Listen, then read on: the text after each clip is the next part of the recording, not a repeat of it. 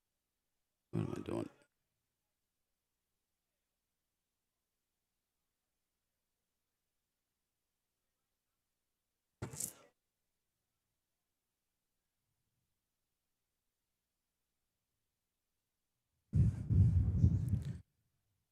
Bit of a wall in front of Jack there. He's punched that one through. It might be an opposition bowl. Opened up a gap though. Just hit the wrong one, I think.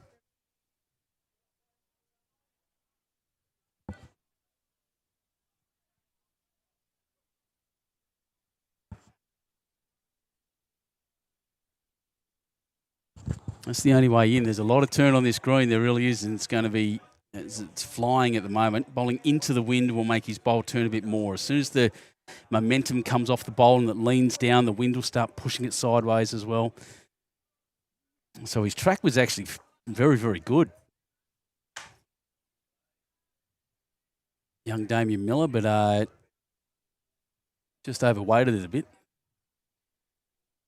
Call here from Dylan Skinner. Very, very skilled bowler. Knows the game very, very well. Just to push Warren Townie's bowl in here.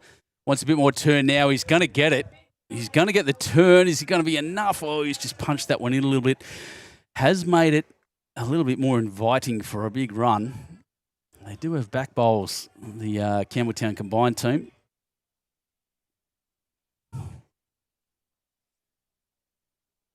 So, yeah, big fan of what's going on in here. Great green. Fast, wide, holding up beautifully in the wind. He's punched that one up. I think it's an opposition bowl, Damien Miller. Interesting, he changed hands. I still think the shot was on the other side. Played that first one really well. He just needed to take a metre of weight off, and he was right there. We'll see. Warren Townie wants to repeat his efforts of his last one. Needs some turn now. Beat that front one and through. Tap, tap, and he's sat. He's taken one out. What a great effort.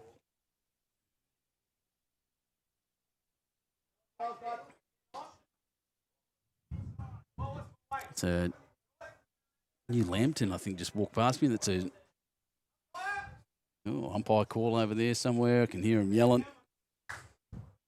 Well, there, you can see from the start of this game to now, the heads are getting tighter and tighter as these guys get used to it, this screen, and what is going on there. Settle down there, Mr. Camera. Not that important.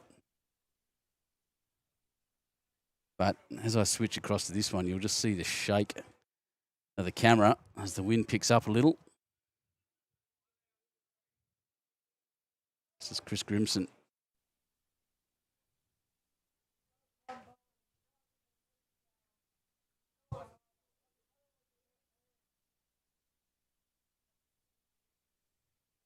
Yeah, he's bumped in the front and run through a little. Look at that now. He's actually opened that side up, that left-hand side forehand shot for Dylan Skinner. It's a big mob of bowls to run into. You can use Warren Townie's inside edge and flatten it. Doing well. He's got a real opportunity here to finally get on the board, I'd suggest. Oh, that's right. He's a left-hander. Sorry, this is a backhand shot. Forgot about that. Oh, he's not going to turn. He's chucked it a little bit hard. Just pushes that one back in.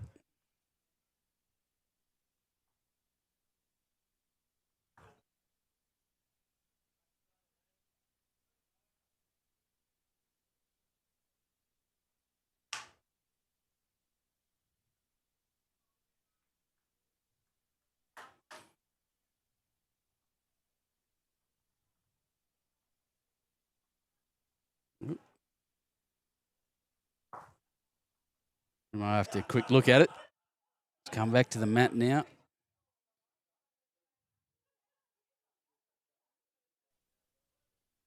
This is a great place to stream from. I'm up on the balcony. I've got a good view of 2.5 greens. Must be careful. Bump and run. Beats Warren Townie's bowl for a couple.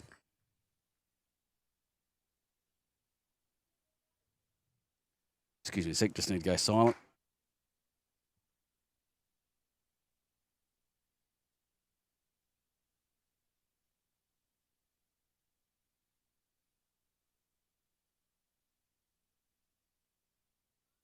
All right. Hey. Good. G'day, mate. How you going? Yeah, I'm well. You've got a few people to talk to your day in? Good on them. It's always interesting that the guys don't realise being live means that I can't talk. Oh, Dylan, he's cut that across his body. I think the speed may have worked in the other direction. I don't know. Anyway, another bunch of shots, I think, to Burrawa. Campbelltown combined really struggling to get on the board here.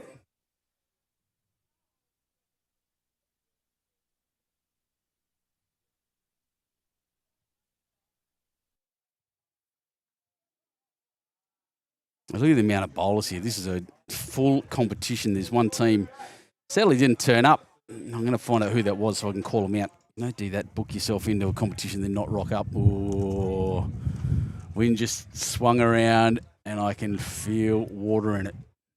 Goodness me.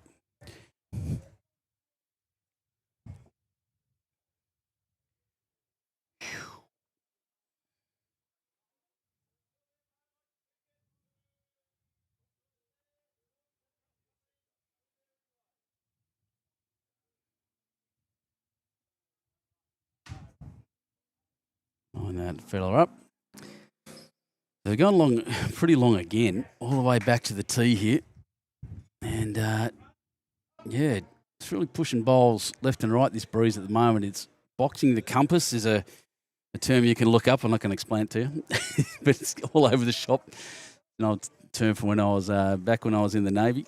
It hasn't Jeff Holt been bowling well for the Burrawa side. Oh, one from Young in there too, I was told. But, yeah, he's done well. Excuse me a second.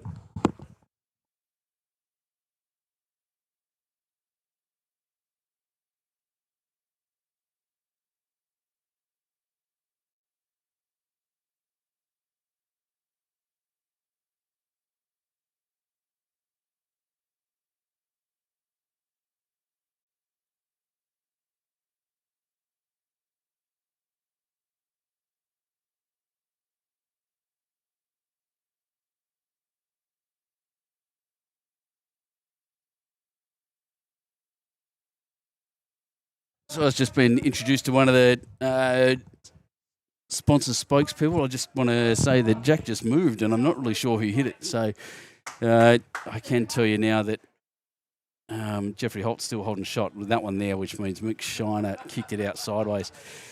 So welcome, you're Courtney Prio.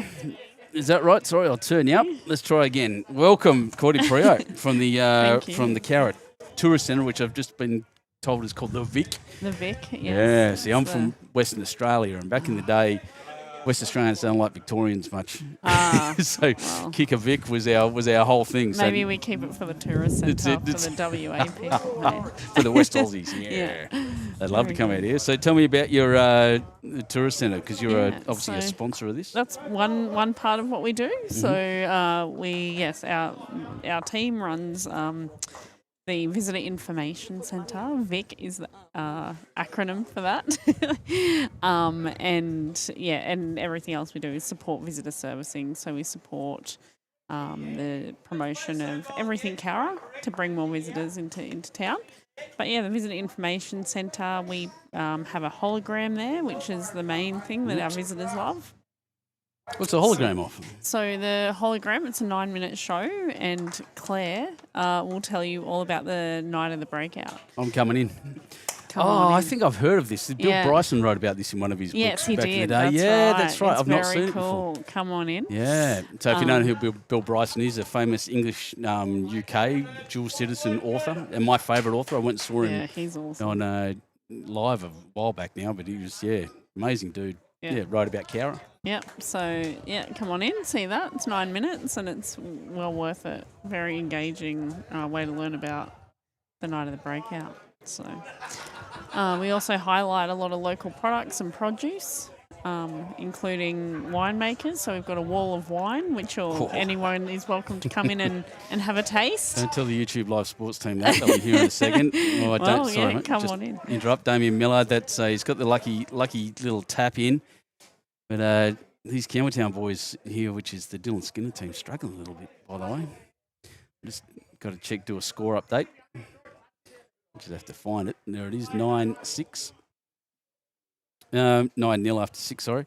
Yeah, so it's it's a lovely town to be in, working in that area. It's such a tourist attraction, tourist card, I can tell you now. I love the place. Yeah, it's beautiful. I've only been here about 8 months, moved down from Queensland, and I feel like I'm living in a postcard. Yeah. Is how I describe it. So Queensland. Yeah. Jeez. So, bit of a change. Yeah, I reckon. First place I lived after WA was Queensland, and it was Indooroopilly in Brisbane. Oh, yes. That's pretty close to where I was. It was a haunted house I lived in. Corinda was the town. And, that's a whole other thing. I'll do a podcast or some rubbish about that house. That was 9 months before pre-joining the Navy. That was just chaos. So, sorry, I got a bit distracted there. It was great. I'm meant to be sitting here talking about Cowra. So, so you're sponsoring this tournament. Oh, and this one, obviously, you look around, drags a lot of people in, doesn't it? All in one event. We love it. We love events like this, and especially, these sports events that are all about bringing people together and having something in common. So we love welcoming. What's the Jack? Maybe his own bowl. Lucky slide. Has he got the shot? No, he doesn't. Nearly. Warrentown, he's been a bit nearly there, mate. He's my mate from from Dubbo. But yeah, they're sporting events and community events, especially for just. Well, I'm a Shoalhaven City Council as well, so so for towns and shires like this, the getting people in and getting sporting events, especially, brings a lot of positivity. Not just individuals, but groups of people staying in the hotels, visiting the club specifically for this one, but they can visit the rest of the restaurants and the cafes and. Absolutely. And there's enough of them to visit. It's just a small town, but it's got a lot to Yeah. a lot to see and experience. Just quietly, it's not something I usually talk much about, but there's a good pub crawl actually through Cowra's main street. So get into it if that's your thing. Absolutely. I think it rivals Wagga. Wagga apparently has the best one, but I think this one's just as good. It's back. Well, Campbelltown, the team from Campbelltown's struggling here again. I think they're down a couple, and Dylan Skinner with a job to do. Geez, look at the play. The Corrimal Cougars, so they're from the Illawarra. Yeah, guys here from, can't remember where they're from, the red and blue guys over there. I was just at Mayfield. I was just talking about them a second ago. So that's up north. Carringbar in the middle of the city there. Obviously, Campbelltown, which is... I don't know what they call themselves. Southern Tablelands? No, not even that. Don't know. Southwest Sydney. And you've only been here 8 months, so a lot of these towns wouldn't be familiar to you. So, mate. I've got Junee right in front of me, pretty much. Yeah, that's it. So I know that because of the chocolate. It's a great chocolate factory up in Junee. It's a great one. Great tournament there in August. I'll be playing there in August. These guys are from Penrith. Yeah. Penrith Patriots. I know Penrith, yeah. All right, Dylan. Can he get a score on the board? He is not. He's going to duck miles under. It's going to be lucky if he does. Look at this. Speaking of luck. He's punched it back to his opposition ball. Oh, dear. So he got some luck, but then a little bit less luck. He's gone one down again. So 10-0 after 7 ends. It's pretty rough, mate. It's a rough trot. Put it on that camera. So, I'm really excited to be out here able to highlight Cowra because when I actually got the call from these guys to can come and live stream this, I went, so cool. Because this is one of my favourite places in the state. I travel so much and get around. So, I started the year in Ballina and I've been all the way down south as far as Narooma and then all over the place in the city, Central Coast, everywhere. And I live on the south coast. Lucky you, it's awesome. Yeah, I go all these places and I don't get out west enough. Yeah. It's just, and so for these guys to take the step and get the live streaming and get their club out and your town out into the wider world is just massive for them. Yeah, we're super grateful, and we hope that everyone who's here, embraces a good reason to come and stays a bit longer, or comes in before and after and explores what we've got here. Exactly right. Well, I'm not going to lose it. It is raining out there. I was just looking at the top of that umbrella. I didn't notice because it's not raining on top of my head. Yeah, it's been trying all morning, and it's finally cracked through a little bit.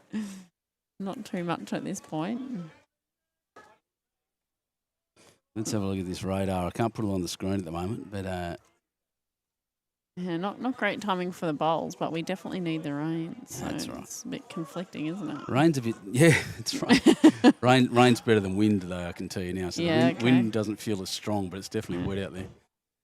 It's going to just beat that. They're bowling in the wrong order, or did I get the score wrong? That's Jeff. That's Jeff Holt. I'm very confused.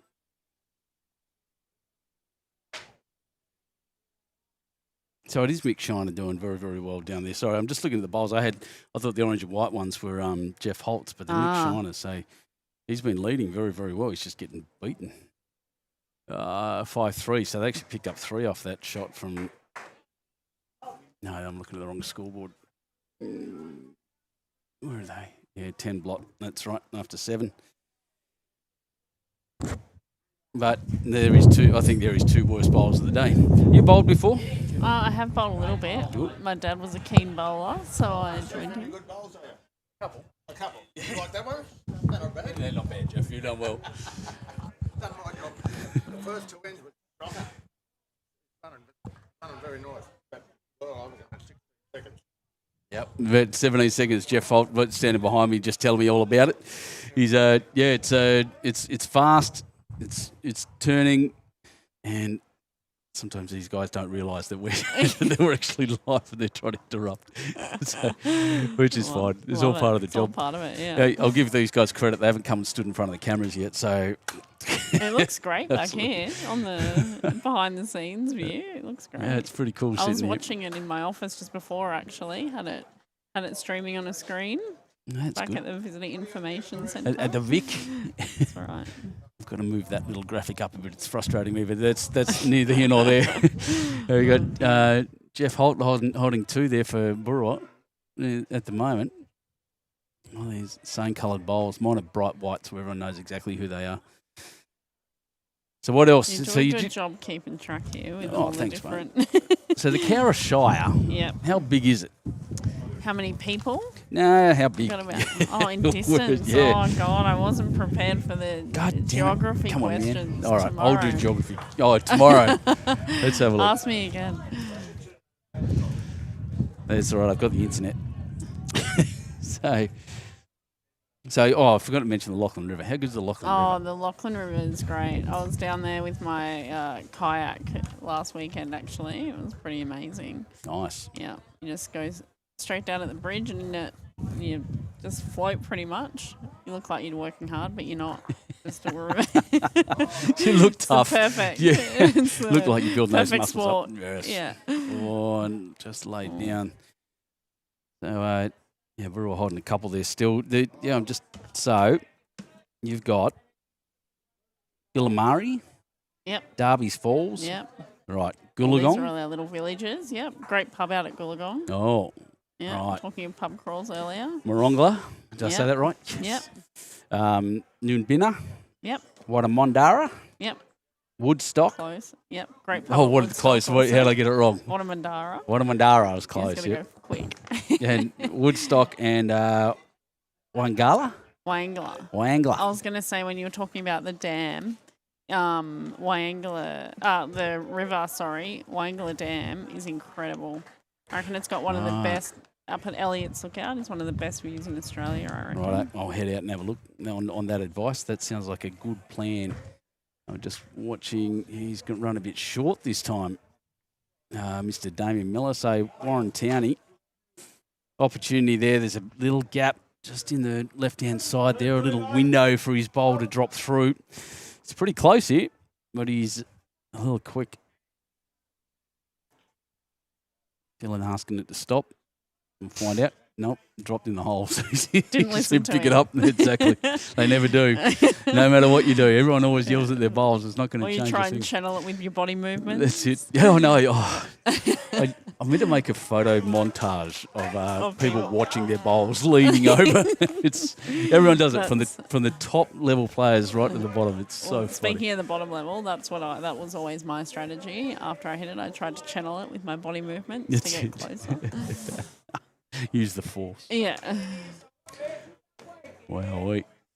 So what do you got on your notes? I know you've got a page full there. Or what have I got here? Oh, here we go. No, that's Chartered Accountants. One of my more local recommendations is sunset at Bellevue Hill Lookout. It's right near the Japanese garden, Oh yeah.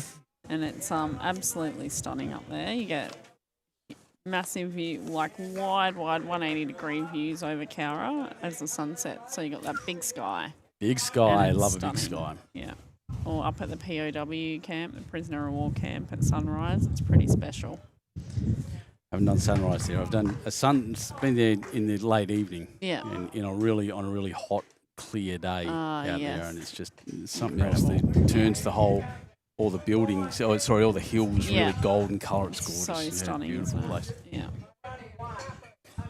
So Dylan Skinner looking to get around that front one. I don't think he's got the weight to do it. No, not at all. 2 bowls to come on this end. And that's the first time, there you go, from the Young Bowling Club, the fishing club's actually getting a little bit of a plug there on the back of his shirt. But it's, yeah, a lot of work here for Dylan Skinner, but going a bit slow, actually, even then from what I expected. But I think it's because Chris Grimson likes to come down and have a look at the head before he goes back and bowls. So it's a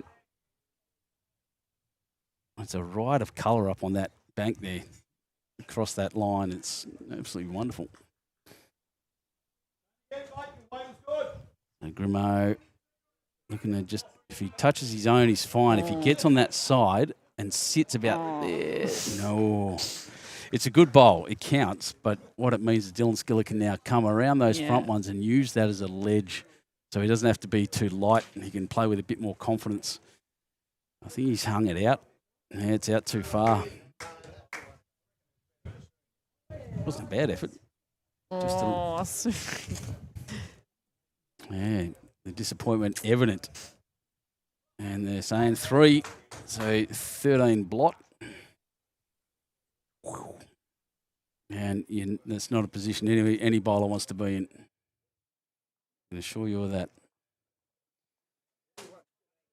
Right. So a good look out. I'm writing these down too while we go through because it's all stuff I like to go to. I brought my camera this time, my good SLR, and so I'll getting attacked as the people come. Oh no, I don't want to knock his beers over. Wear a tray of beers. Especially not from the show over there, Hammerheads there. I've already disappointed them enough this weekend. I played against them on Saturday and we beat them by 1 shot. Oh dear. No, it's not a dear. They're not going to waste their beer on you. Exactly. Cover me in. Yeah, well, if you're in for a lookout, make sure you head out to Wangler Dam. Yep. Have a bit of a swim or a walk in that lookout. Elliot's lookout is incredible. What's this man doing? Look at this. First one I've seen stand in front of the camera. It's not Jack N. So that was what was his name? That was Mick Mutton from. So he's a good bloke. This one's crossing. See how the wind affects it so much, especially because it blows down this way from directly behind the players at the moment. Hits this club and actually sweeps back into the green, so it makes it really pretty hard. fascinating for an amateur to watch how that impacts it when you wouldn't really think rolling like the pretty weighty balls. Yeah, right? yeah. No, Going- some of them get more effect than others too. Yeah. But yeah, you get once the wind hits them. Like this is a pretty true line. You can see the wind's died down a bit, and that's what they should be doing. Yeah. But the first one, yeah, he didn't throw it that narrow, but it just swept all the way across just with the breeze hitting him. That must have been what happens when I play. It must Yeah, have been windy blame. Oh, days. and everyone blames the wind. Oh, dear. It's never a bad bowl. It's just wind affected. It's Oh, dear. And that's you've good got fun. the Cowra Japanese Garden. Have they been on with you today yet? Not yet. Are they I've got them visiting? booked. I think I've got the accountants behind me at the moment Oh, ready. yeah. Great, So great. my wife's an accountant, so I know what kind of conversation I'm about to have. Very good. Tax.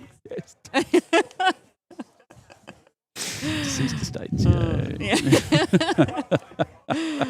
Oh, dear. What is the All capital right. gains on a property? Jeez. Tell me about You've your gone weirdest from client. tourism to account. Oh man, we got.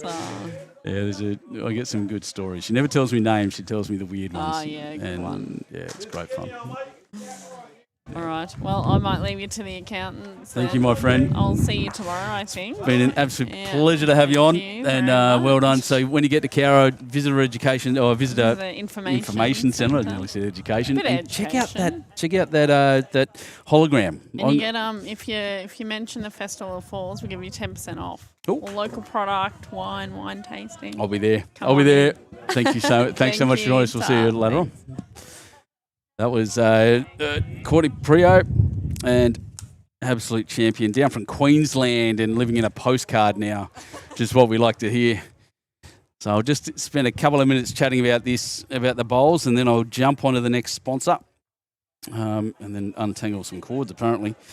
But yeah, the wind really just is picking up and it's gusting now. So I said before it was boxing the compass, it wasn't consistent. I suggest now it's a little more consistent, and in being consistent, it's consistently heavy. So it's a pretty strong breeze and a tough trot for these guys, and especially when you got a team at the moment that's 13-0 down after 8 ends. And it gets pretty hard work, and the rain is starting to fall as well. So, excuse me, I'm just going to go silent for a second and enjoy the bowls. I'll be back shortly.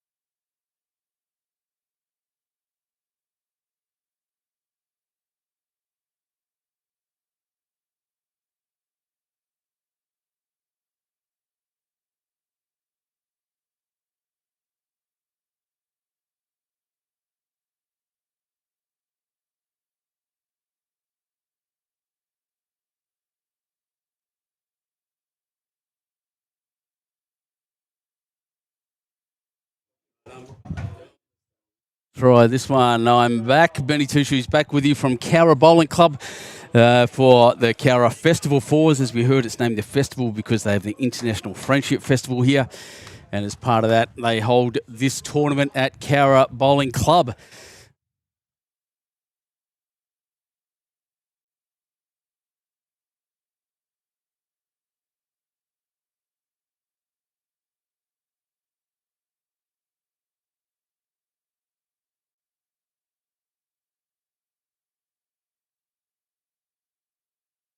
Ladies and gentlemen, I'd like to welcome Bill Murphy, who is the M in SWM Accountants, sponsors of this tournament. Welcome, my friend. Thanks. I'm glad you're here. Pleased to be here too. And your association with this club, you're a bowler? No, I'm not a bowler. We're the auditors. The auditors of this place. Excellent. Been the auditors for a long time. I personally been the auditor since about 1980, and we were auditors. The firm was auditors before that. So. Goodness me! Yeah, since 1980. That's sadly I can say that's a fair while ago. I was born in '77, so bump and run. Sorry, that's a very good shot.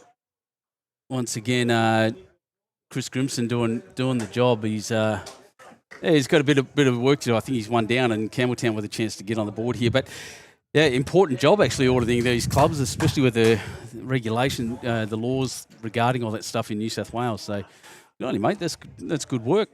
Now, are you a CA or a CPA? Yeah, FCA. FCA, right. Yeah. My wife refuses to get either. She's an accountant in Sanctuary Point. And she said, no, she's happy doing what she does. Oh, very close here, Dill. Oh, that was good. Probably, might even be shot. Find out. No, one again. So the Campbelltown team is still struggling. So you've been auditing since the 80s. Have you come down and had a roll up? How'd it go? I did have a go once. Yeah. So I found it really tiring, strangely enough, after walking up and down and up and down. But I haven't had a go since. Definitely can be tiring, I can tell you now. You get a couple of days of it and it really wear you out. There's Jeff. And let's see how long he throws it. Oh, that's the wrong button. Let's try that one. Yeah, really excited to be here. We really appreciate always, especially on these live stream and getting the words out there about the game. And guys that will sponsor a tournament or sponsor a club like this are very important. So thank you very much for sponsoring all this. And so you said your firm in the 1980s. Tell me the story. Tell me what you said at the start. I said you're the M in the SWM. Yeah, we used to be called Steele, Walsh and Murphy. Mm-hmm. And Steele and Walsh are dead. And I'm next. And you're next. Which I think is such a great thing to say. But well, hopefully not too soon, mate. We have a young partner, David Simons, and he'll be here tomorrow. And then a couple of other young fellows coming up. So they've prepared for my departure one day. That's right. Look, what is your, so in a town like this, you'd service most of the town. There wouldn't be too many accounting firms around, I'd assume. Oh, there's a couple of accounting firms. We're the only auditors in town, and for a long way around, really, apart from Orange and Bathurst, I think. But, yeah, you have to go a long way out. Yeah, but there's none close. Yeah, I think with a similar kind of situation down the Shoalhaven, we don't have many of the auditors. Lots of personal and accountants, and not much management or management accounting or auditors around. So it's an interesting practice in a smallish town. Well, it's hard to get qualified now as auditors because they've made it so restrictive, and really you only can get qualified if you work for a big firm in the city. Yeah, exactly right. And talk about federal and state governments. Come on, guys. Just make it a bit easier for the country towns. You're not looking after us. Well, they should. They really should. Lots of, I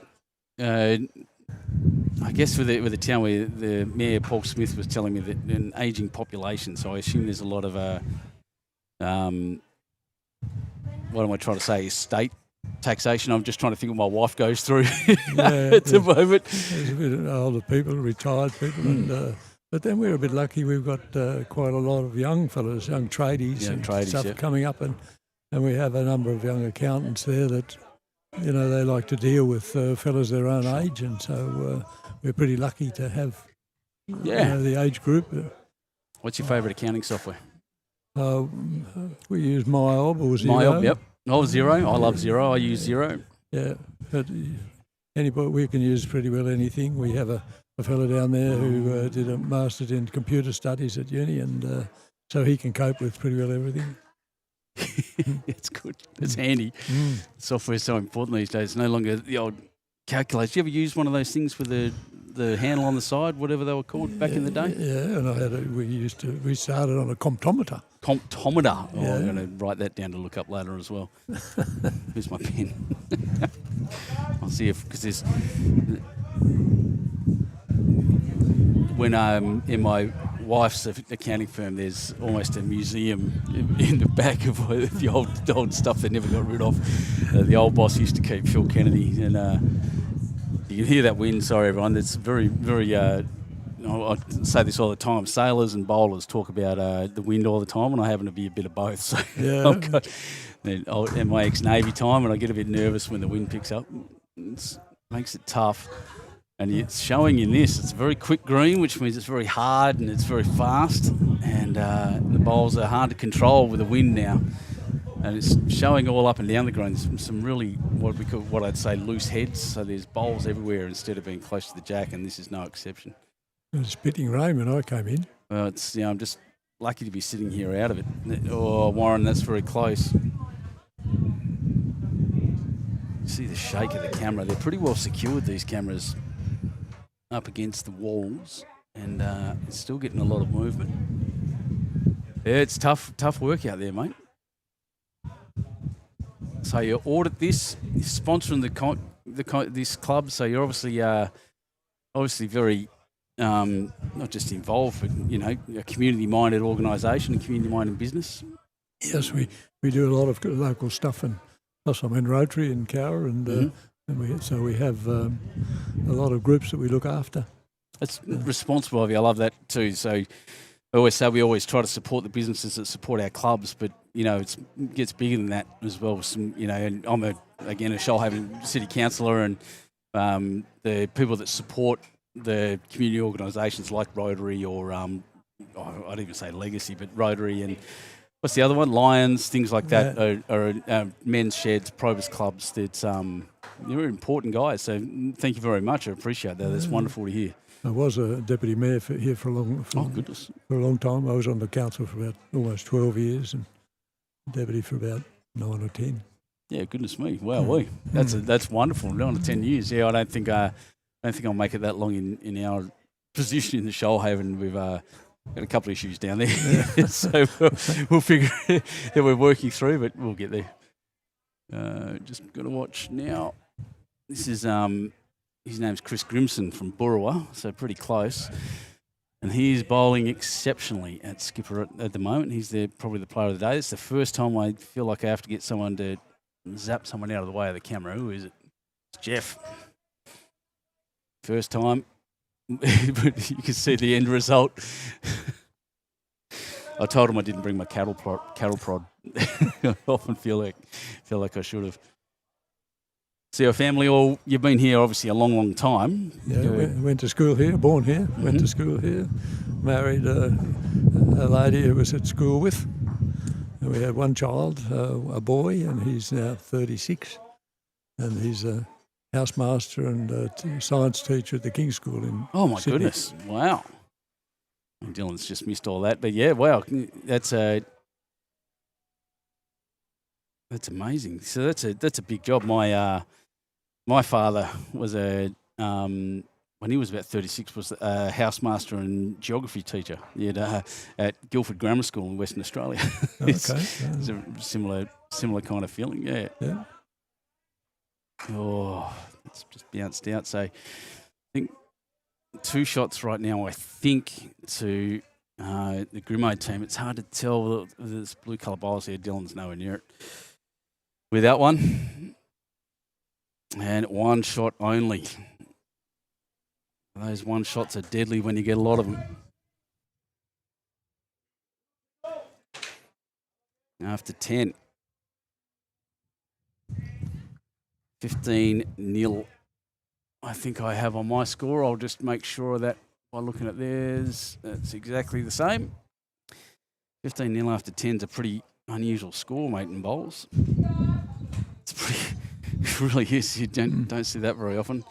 The biggest problem is, traditionally, if they don't score, they actually have to, same as in pool or things, they have to run around with their pants down. So I'm not sure I want to see that. I'm sure you don't. Yeah, goodness. So, yeah, one boy wife's from here. Really grew up. You're a real community member and been here and a mayor. A councillor and deputy mayor. Goodness me, you're almost the backbone of this community. No, not really. But there's lots of people do lots of work more than I do. Well, these small towns tend to attract that kind of people as well. By the way, so which I love. I'm just going to lean over here, and conveniently for me, the water tap's right in front of me, so I'm just going to get a cup of water.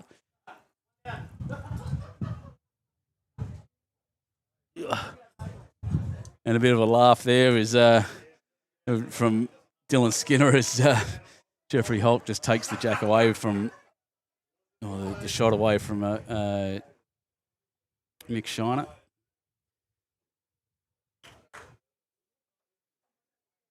Jeffrey, there he goes. He's dropped one to the back.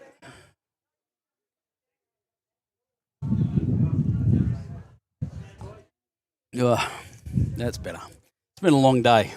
I've driven up from the coast all the way. It's a long way to come out, and I love it out here so much. I drive through here quite a bit in my travels around the state just to cover bowls games, and that's a great shot, Mick Shiner. Very happy with that. He's bowled pretty well. These orange and white bowls, they're pretty flash.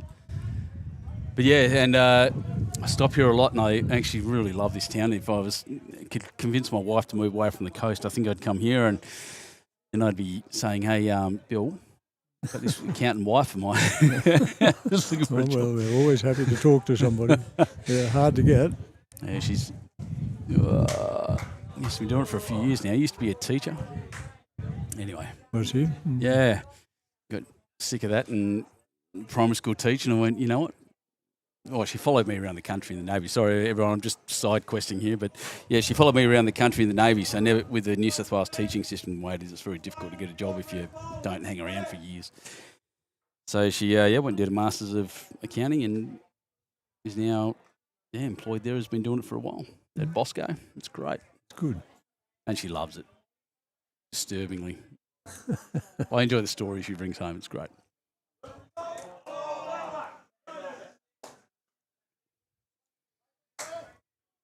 Well, this shot backhand, it's going to swing back to the jack. Wants it, has got it.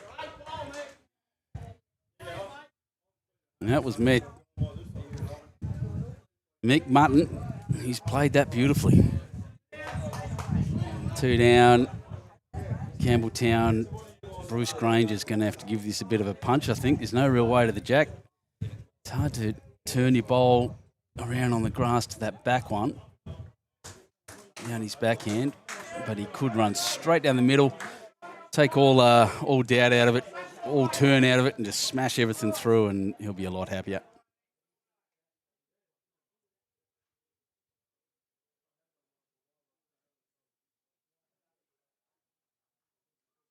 Bang.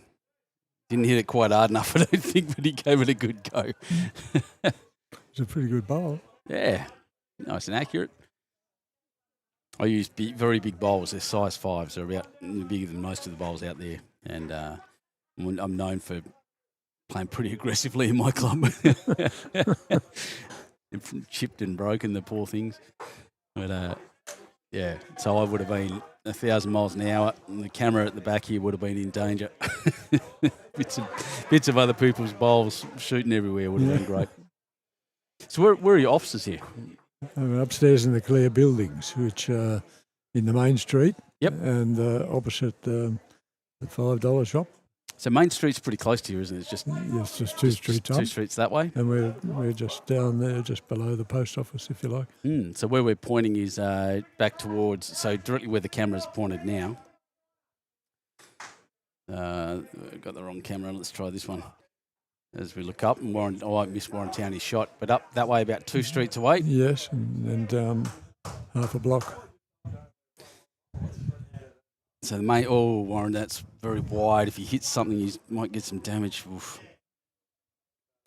Just punched out sideways. Bit of frustration jumping into the Campbelltown composite side there. I wouldn't be expecting this. I don't think anyone expected this kind of beating. You just don't see a 15-0 scoreline after 10 ends. It's very rare, very unusual.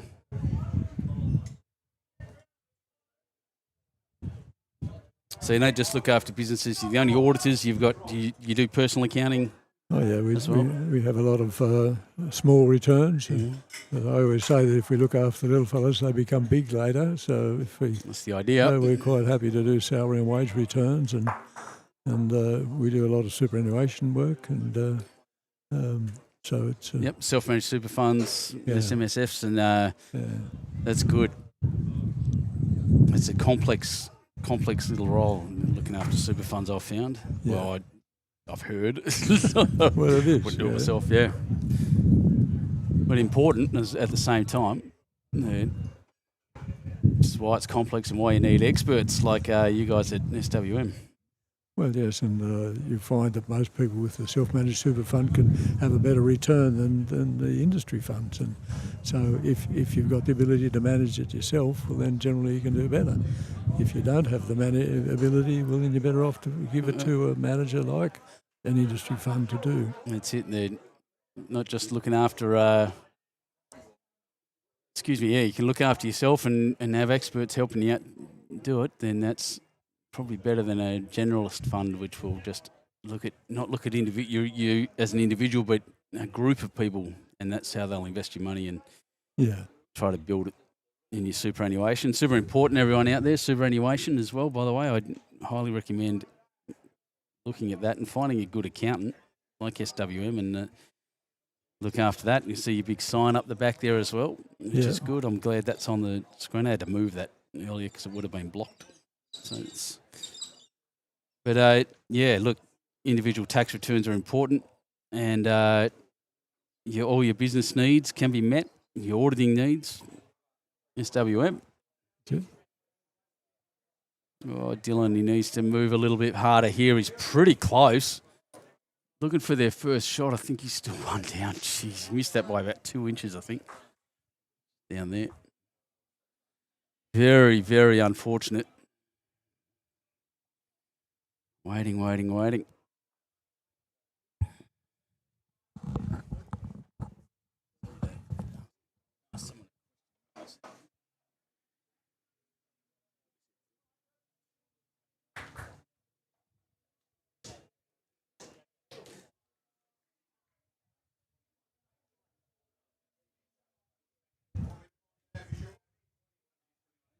Thanks, everyone.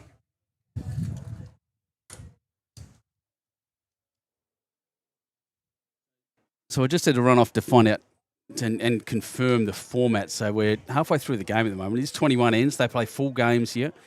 Often on a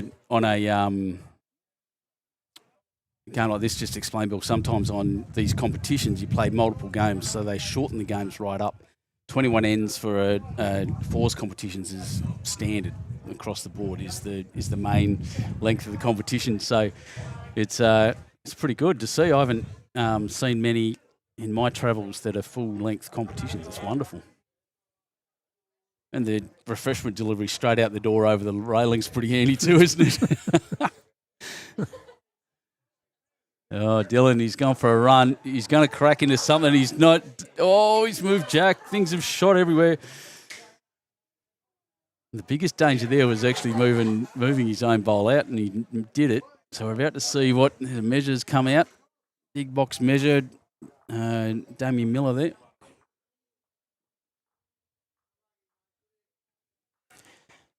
I think it's a measure between all three.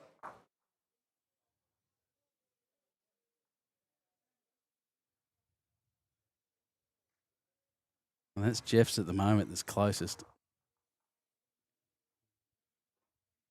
Yeah, 2 shots. So Dylan with a pretty good shot. Went from 2 down to 2 down. 17-0 after 11. 10 ends to go. We're just gone a little over halfway through this match. And as I said, it's a long way to go, but boy, oh boy. 17-0 after 11 ends is just very almost unheard of. These guys are playing well. You can start to see the spits of rain on that camera. You can see it as it reflects in front of the just in front of the club there, the contrast. But no effect here. You'll see in a second. I'll just pop out past this thing, and you'll see me on the camera there. So we're well covered here up on the balcony, Bill. And That's good. Does that look foggy, that camera? No, it's just the rain falling in front of it. That's okay. But yeah, look around with what this club's done with this competition. There's players from everywhere. Yeah, that's good. I noticed the Sydney clubs there. Lots of Northerners. So the Mayfield's there. We've got the Illawarra, so the Wollongong clubs, the Engadine Cougars up there. Engadine Corrimal, Cougars. Shell Harbour down the south coast, or Shoalhaven Heads. That big tall man over there is Nick King. He's from Ulladulla. That's about as far south as I think I've seen from the coastal clubs. And he's playing with a couple of guys from my club at Huskerson, which is lovely. What's that one up there? That's more Ghosts. Sorry, more Campbelltown. Yeah, so lots of clubs, especially I saw quite a few Illawarra clubs here. So a lot of reach this place has. It's a very popular competition. And someone didn't turn up. I'm going to find out who that is and call them out, I think, Bill.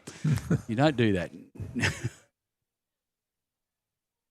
Yeah, what a place to be. Beautiful town. This fills up pretty early once they announce it. And it can't be done without like I said, sponsors like you, Bill. But, mate, I'm about to have another sponsor. I think the Japanese Gardens are meant to be coming in soon. So, Bill, I might just let you go if that's all right. And you can go and enjoy the refreshments of the club. And thank you so much for joining me and having a chat about your business. Thank you. You're very worthy, mate, and well done. And thank you so much for supporting everything. Well done, Bill. Thank you so much. You did well. And no worries at all. Well, be safe. Oh, yes, please. I'd love another Coke. Well, okay. No, you're having a drink. Yeah, not while I'm working. God knows what you say then. No, I don't drink while I'm working, but I will after. Yeah, that'd be grouse, mate. Thank you, Murray. Getting looked after out here too. Love that.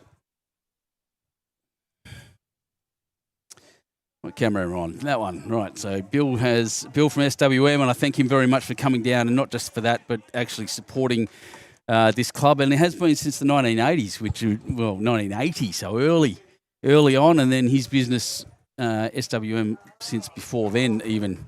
So very well done. Thank you very much for being a supporter of bowls and a supporter of our bowls clubs and the community. Well done. Yeah, all right. So, not going to lie, this is pretty rough. So, not a great head. Look at the wind blowing that. You can just see that leaf shooting across there. Down there, it is very, very difficult. Wind swirling everywhere. There's no real tight heads across the green. It's a quick green in the wind. It's hard work. These guys are working very, very hard. Damien Miller's probably... look, I'm going to say Mick Schreiner in lead has been as good as it can be for Campbelltown. He's just getting beaten. Damien Miller and Chris Grimson, just that touch above. Mike Warren's played pretty well. He's struggled again with just a little bit of the wind. He's a very talented player, as well as being a damn good bloke.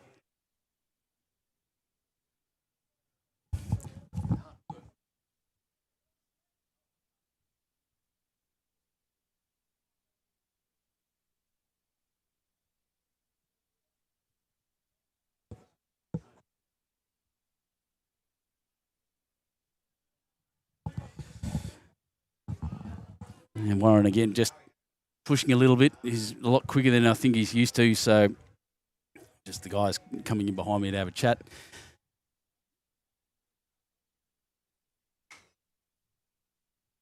Damien Miller, forehand shot. His first one was a ripper. Only needs to adjust by about a foot. It's a bit heavy. They are still holding one though.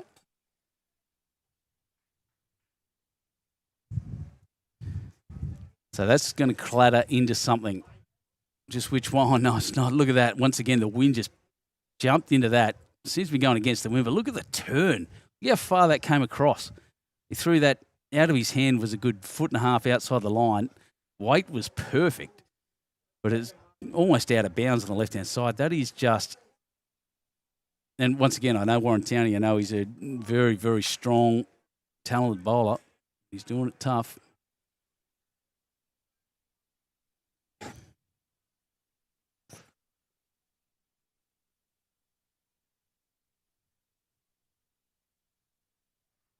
So that rain gets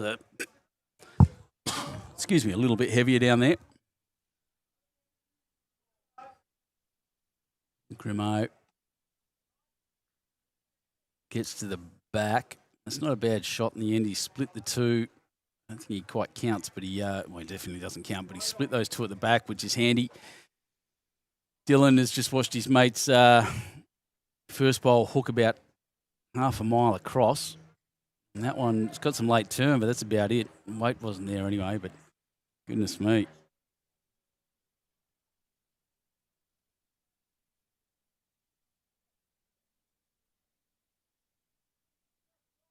Forehand.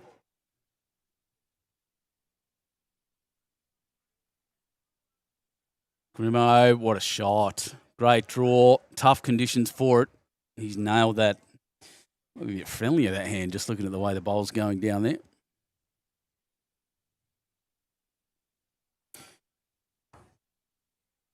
Dylan, something to rest on now, but he's thrown it too hard.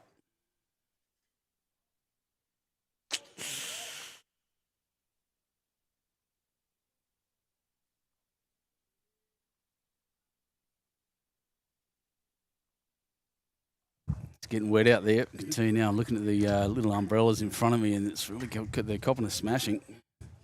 Come on, man. You good? Now, Marie, absolute legend out here, has just handed me my can of Coke, so I can have a bit of a refreshment too. But the wind is just blowing wet at me right now. I half expected it. It's actually shooting off the back of these umbrellas. I'm a bit worried about my TVs. So I'm going to not watch the bowls for a sec and put some cover up.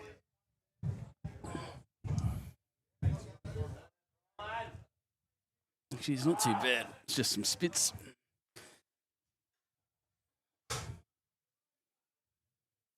It's not getting into anything, so life's good. Cameras are looking okay.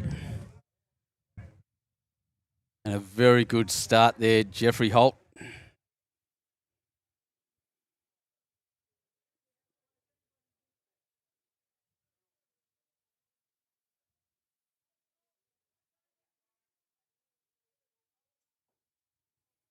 See how long that lasts. So just put some cover on my monitors. A little short.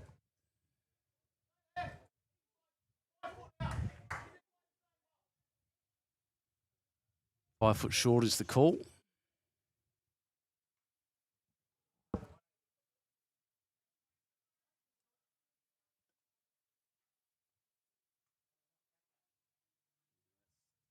That's skinny.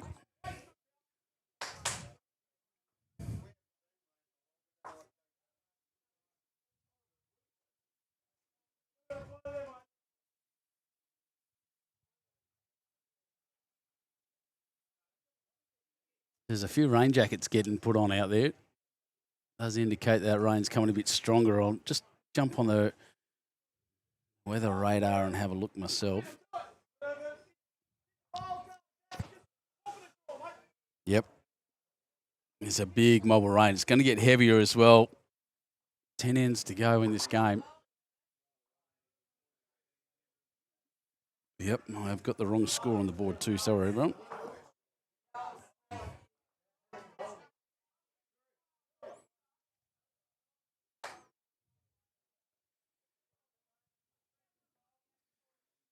Really willing myself, this Campbelltown team, on to get their first shot. I'd love to see them gain a bit more confidence.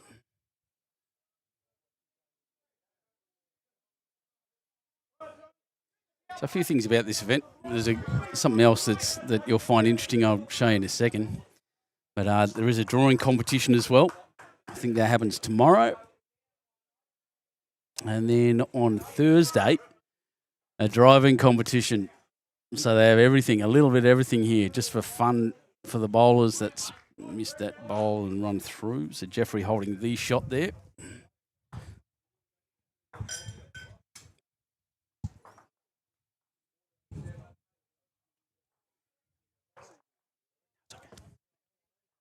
I'm good, mate. Thank you very much, mate. No, I'm good. It was just for a second while it was flicking up.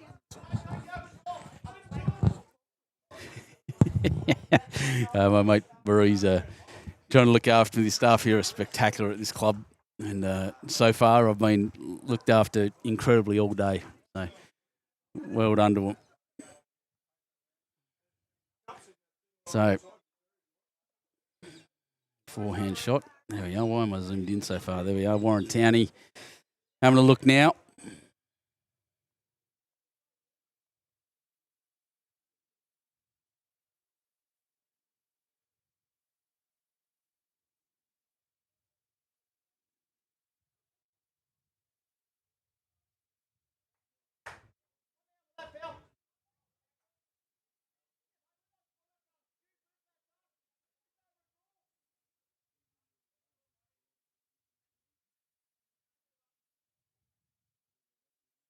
Yeah, no good. Just looking at that weather radar, it's going to be rough. I hope it settles down tomorrow. Predicted a little bit of rain tomorrow. Warren Towney's got a good shot in there, by the way.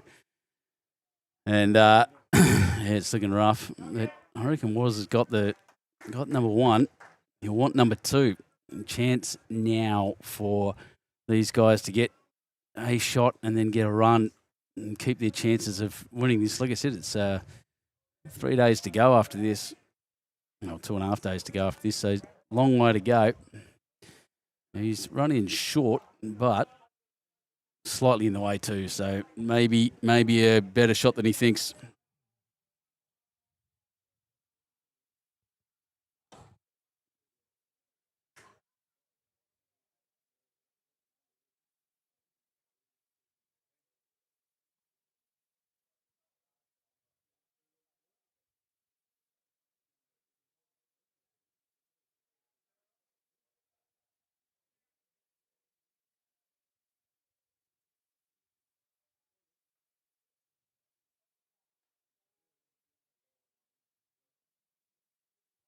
Looks like he's lining up big. Feet straight down the mat. I think it's an aggressive track. I don't think his weight was aggressive enough, and he's going to push away. Dylan Skinner, his best opportunity, I'd suggest, is on his backhand. He's a left-hander. Yep, that way around. A draw weight, he's narrow again, I'd say. For draw weights, he touches his own mate's bowl, Warren's bowl there, he's okay. If he hits that back one, it's even better, which is his target. Well, the dark purple, actually. Definitely his target there.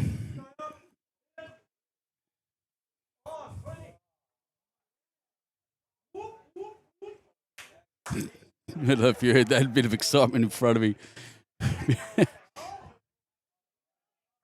Oh, bump, run, Grimo.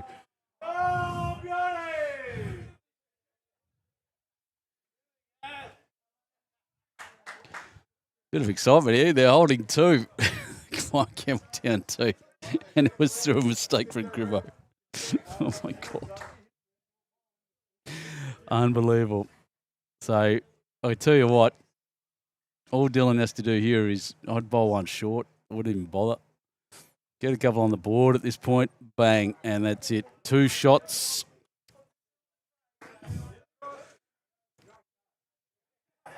$13 ends. It took them 13 ends to get a shot, and there it is. And they're pretty happy. So we may see a change of length here. Bit of a smile on Warren's face there by the Cowra side.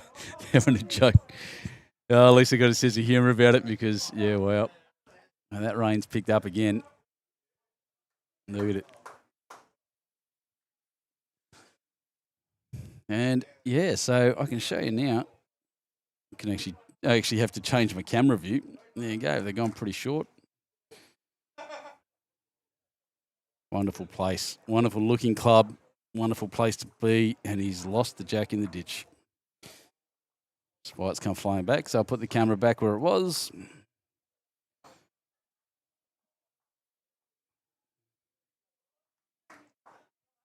And then Jeff Holt gets another run at it.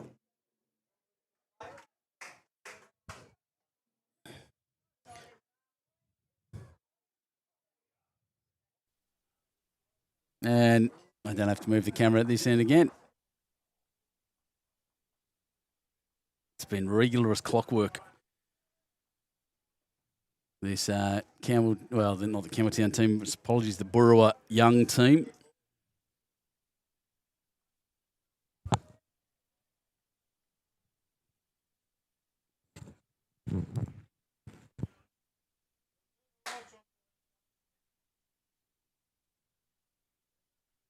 Jake's just around, Blake's just saying, we'll turn the lights on for you out there. It's getting pretty dark. The cloud's getting real heavy. And, hard work out there. That's just, if you look at the radar, it's just a massive blue, heavier as it approaches the mountains to the east. And there's a big lot coming in behind it. The direction it's moving, which is almost directly from west to east. I think, the big hit may miss us just. It's just hit Condobolin. Further west in Lake Cargelago. Yep, one of those places out there. Sorry, everyone. Someone can correct me on how to say that. I got no idea. There's a good club out there, and I still can't say it. What am I doing? It's been a long day already, like I said. After a long weekend of really exciting stuff, actually. Yeah, look around at everything that's going on in our in the world of bowls, and there's a lot of it.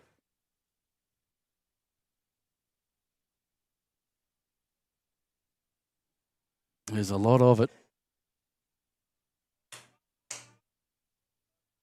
What the devil?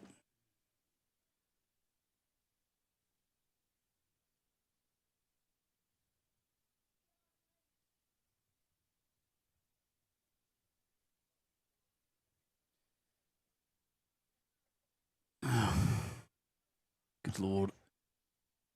And the things go wrong. They really go wrong. And look at this head.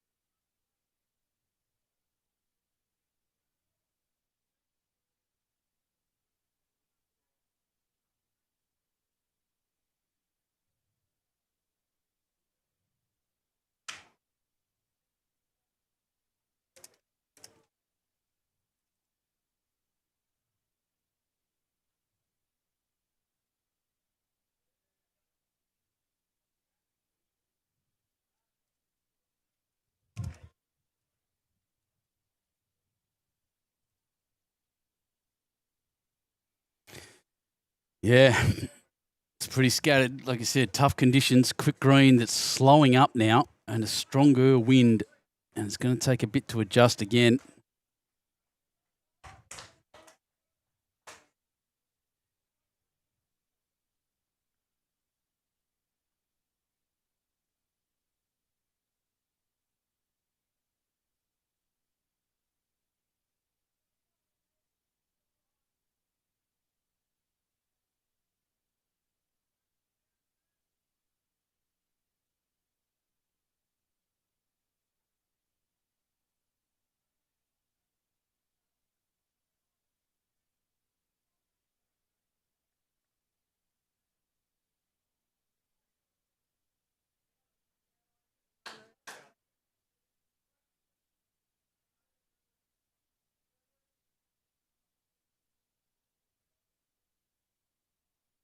Couple of decent shots in there.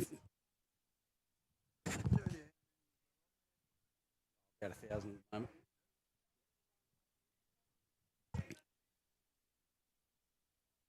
So pretty scattered once again. Campbelltown really looking for the scores and for the way any way to come back. Still a long way to go in the game. It's 16 shots. Warren Towney, needs a little hook.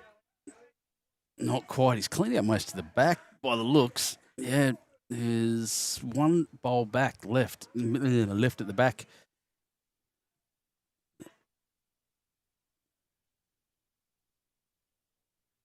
There it is there.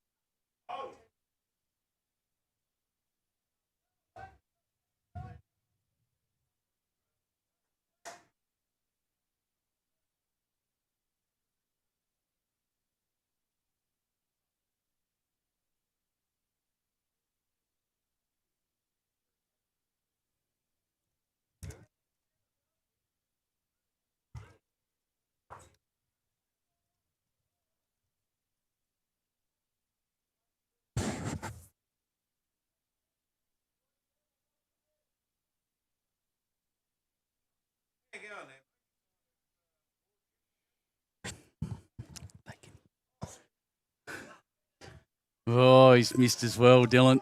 They're really hooking them left and right, these guys. They're having good, both of them very good at driving.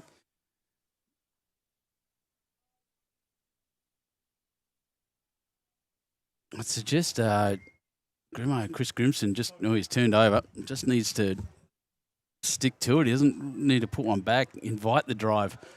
Say go for it. He's 16 shots up. It's a very good, strong start from this team, especially in a competition like this where shots matter, games matter. And look at that. What a draw. Covers, counts, does everything. I mean, I think Dill's looking for the kill here anyway.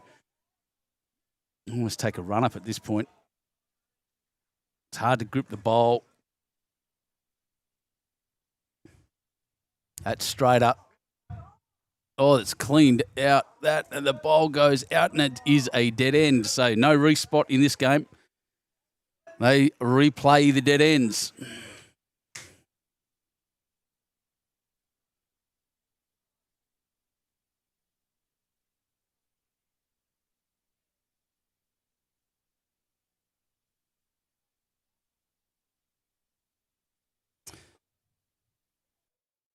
Yeah, no respot. So here we go again. So a very good shot, Dylan Skinner.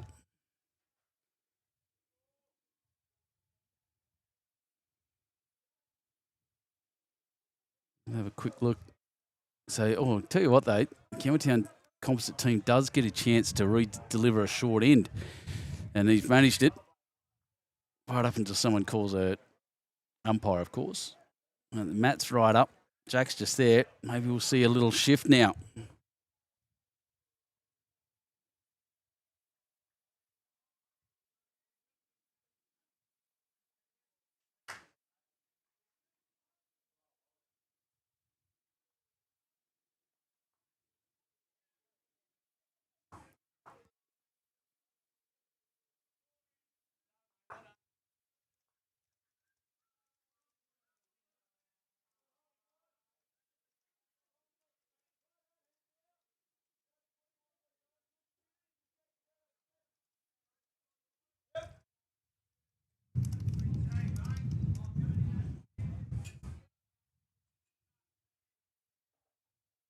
And a pretty good start again.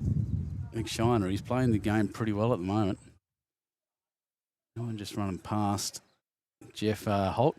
Not surprised, like I said, they've just played, what are we up to, 13 ends, 50, no, that was a dead end, so just check their scoreboard's the same, 18-2, yep. Just played 18 ends total and at one length, one very regular length. I've hardly had to move the cameras. And, it's very interesting.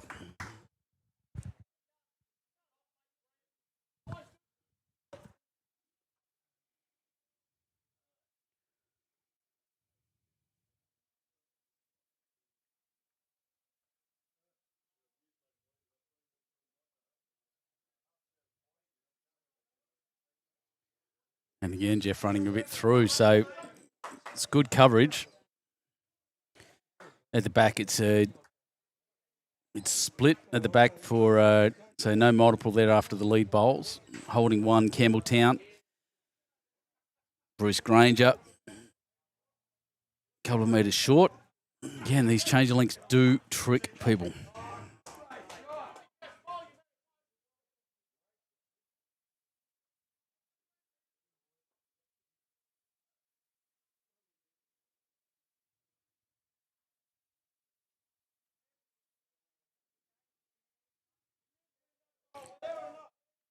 Yeah, there it is again.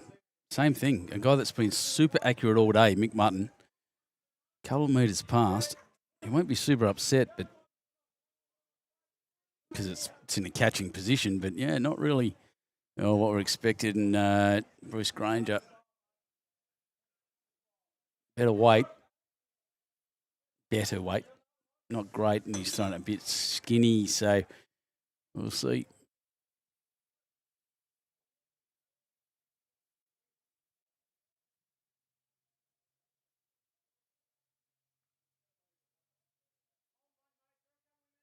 Same shot. That one lead bowl there of Mick Shiner, who changed the length up. It's made things a bit better for him and harder for everyone else, which is, there you go.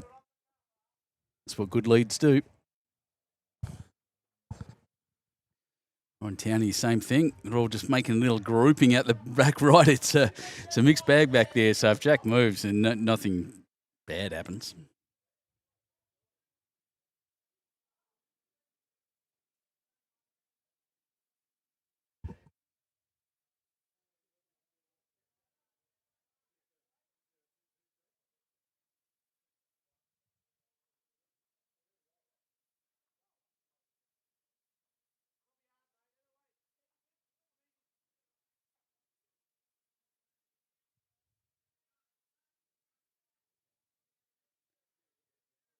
And Warren turns over, changes his the angles a bit. It's got to stop, and it has shot Warren Townie. It's my man.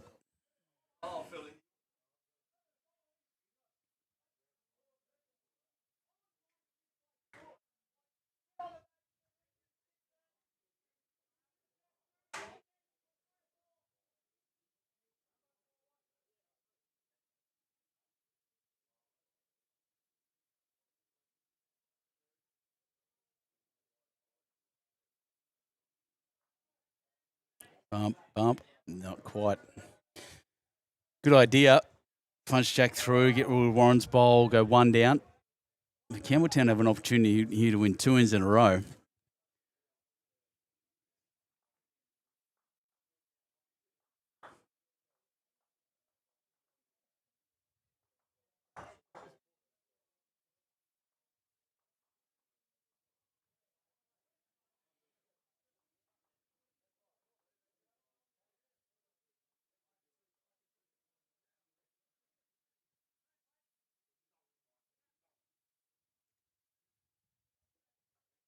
Dylan, quite a bit heavy actually. It's going to clatter into the back, and that, I think that's the only thing that stopped him going to the ditch. To be fair, was I don't know, perhaps looking for a little cover. He just saw that drive go through, so being at the back's not a bad idea.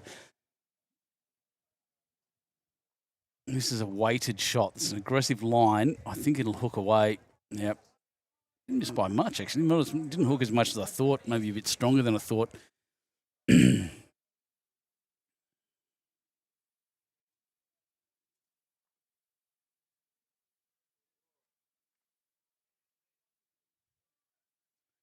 Yeah, Dill, great correction. Holding a few there now.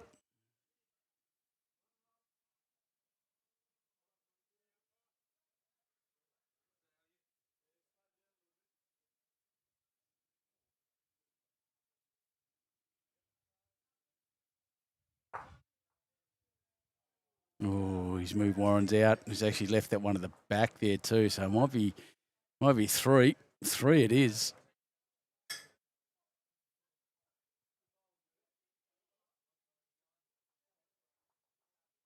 Yeah. Change of end worked. Change of length worked. Who knew? Very nice. So that's a pretty good comeback immediately. Any score would have been great, but 5:18 after 14. Warren Towney has gone to the skipper's end, up to the head, and he's going to put his foot right where he wants Jack, which is pretty close to really short. Oh, no, Jack's not going to make it. Back she goes. Missed opportunity.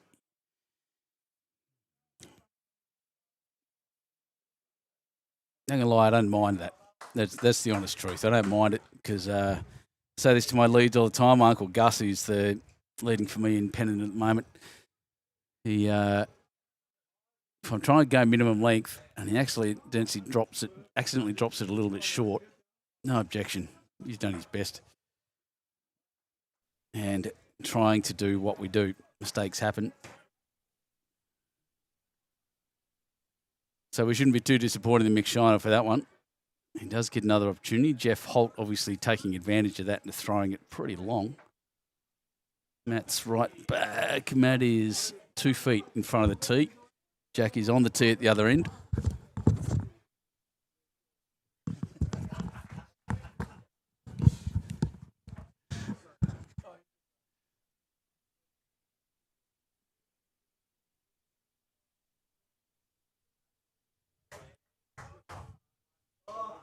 Some reports of some flooding around the place too, around the state. So just careful, everyone out there, if you're in those spots. It's pretty rough, in fact.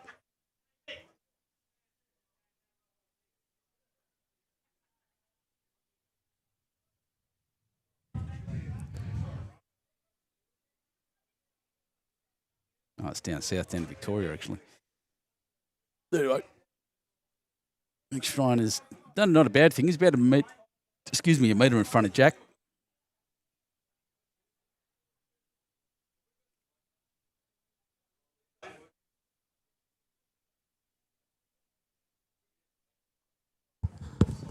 Cutting wires. Let's do it. I got some here. Hey. Yeah, you're right. Good.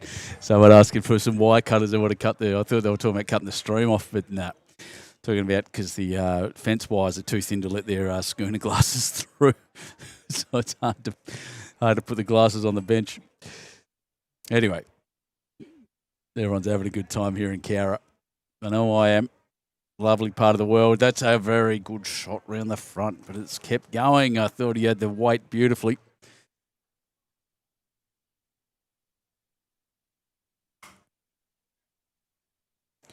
So I've actually had a text message a second ago asked me where Cowra is. Cowra, well, it's out west.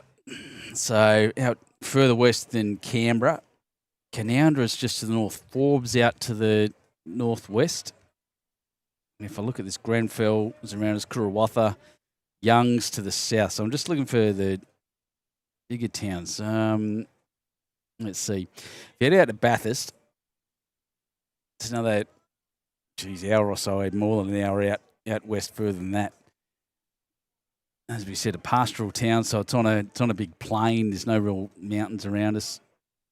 I can't think of a single one anyway. South of Canoundra, north of Burrawa, and not as far out as Parkes or Griffith, but it's about 4.5 hours away from the coast where I live in Jervis Bay. Ghosts hold it, the Campbelltown Ghosts composite team holding 1 at the moment. Maybe 2.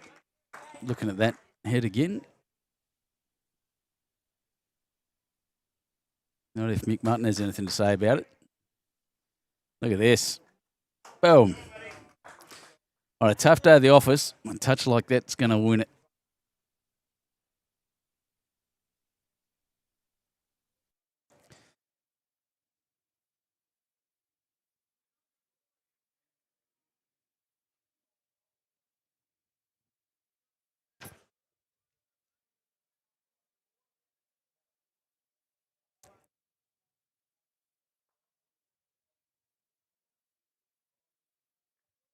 Not sure why we're waiting for you.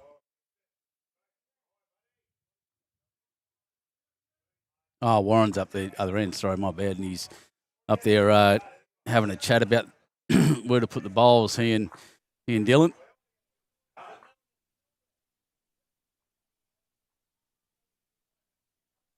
It looks like Dylan just said, throw it either way, mate. Result's the same.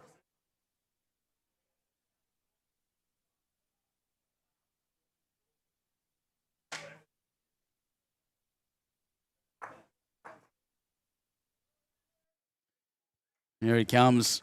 My mate Warren Towney, the big fella.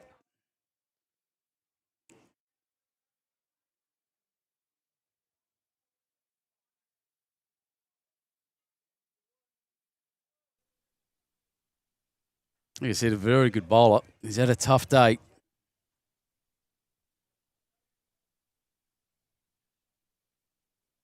Yeah. Just wanted to kick that off the jack. Didn't quite get it.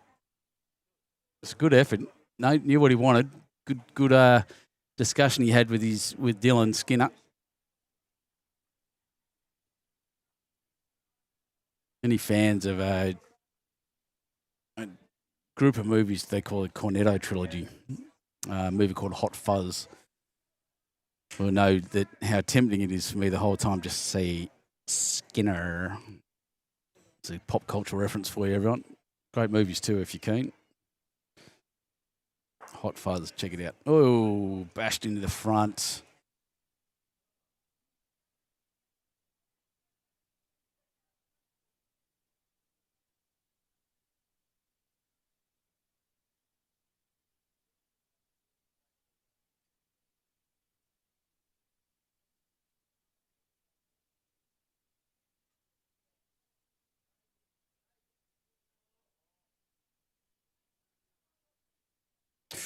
That's a very good shot.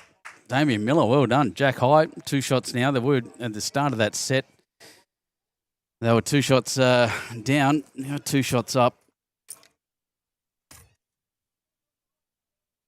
They've dropped 2 ends in a row, which is they haven't done all game because they won the first, 13?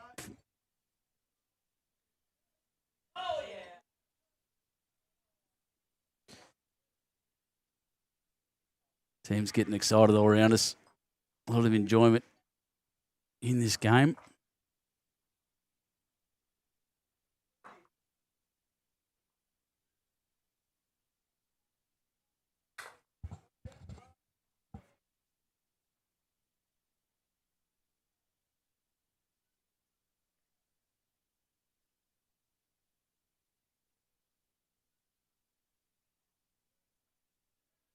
Oh.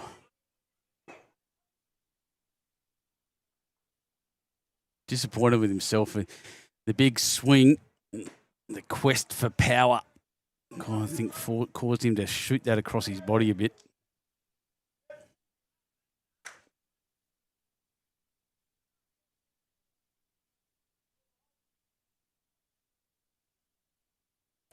And Grimo once again, he's just put one right next to it. He's made it a little bit of a tighter target. And Dill's just with a positive draw by the look of it, rather than big power. It's pretty close, in fact. Very, very close. Gets Grimo and sits. He didn't quite sit enough. He cut it down to 1, though. It's a good shot. And Grimo's got the opportunity now in there just to replace it once again. If he hits it right, he'll get a 3. His last bowl was spectacular. He's bowled very, very well.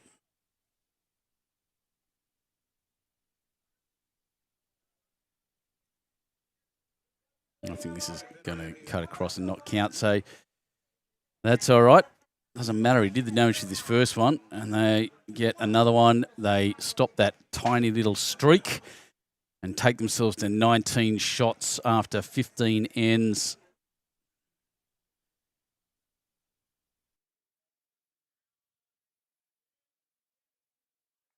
Just check my scores are correct. I think they are. For a mixed standing, 15-5 after 19.5, sorry, after 15. That's correct. Wonderful.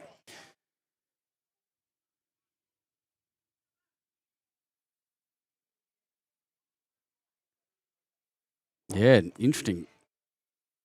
Interesting game, this one. And I say that for a few reasons.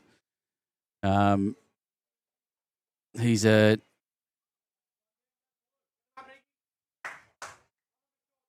Yeah, it's interesting. I'm enjoying it. Even though one side's really has been one-sided, I'm still enjoying the competition.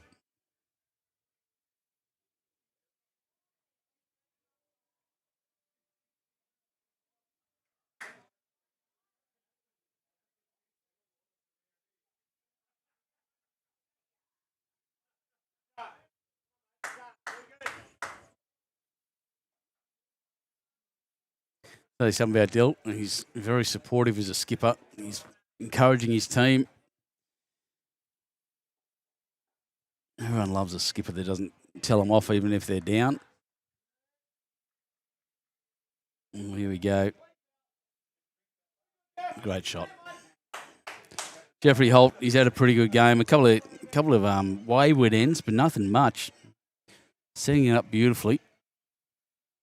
Shiner's done pretty well as well. I'm not going to lie, he's probably the best player on the Campbelltown side at this point.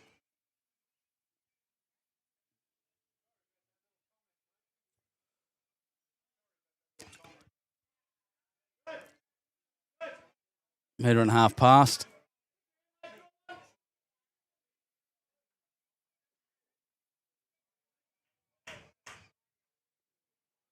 Yeah, good catching positions considering the lads are playing pretty heavy.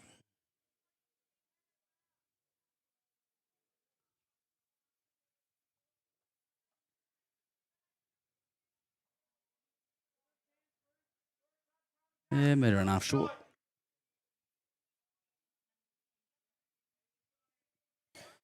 Bruce Granger. He's put a few good shots in, was fairly instrumental in the breaking of the duck, has thrown that very, very hard.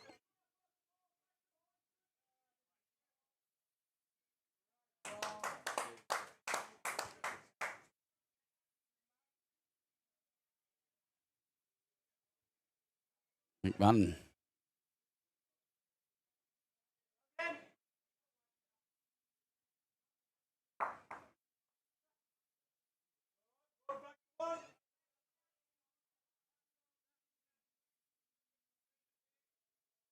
Forehand, pretty skinny in my mind. It's also heavy though, so it could do anything. No, it's rushing into the ditch. Two very strong bowls.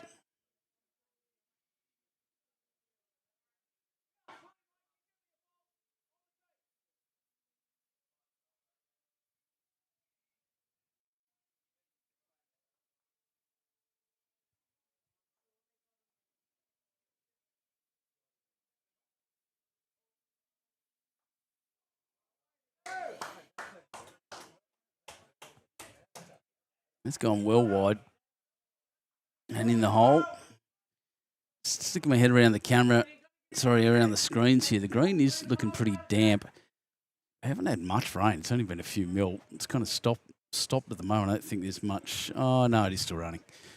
I think I can see it better through the camera than I actually can live, unless I look up. But still raining. Everyone out there still getting wet. Still just in front of the camera, so I'm not sure what happened there. But, Warren, he's just bashed that one across rather than using it in. Just threw it a bit hard. There it is. You can see the rain falling just there.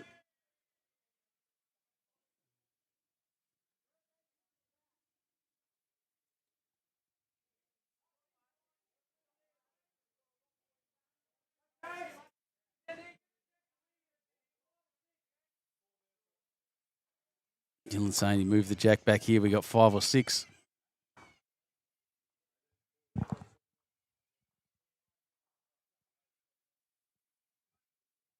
Not going to see the result. He said sorry. He's just out in front of you too and says, sorry, mate. Sorry to all you guys watching. I will say The Campbelltown guys had a bit of a laugh earlier today. They said they're glad the club's not open today. It means that the people like to see them on the stream. And they may be happy with that too. It's been a rough day for these guys. 6 ends to go, 14 shots in it. Technically possible. Unlikely.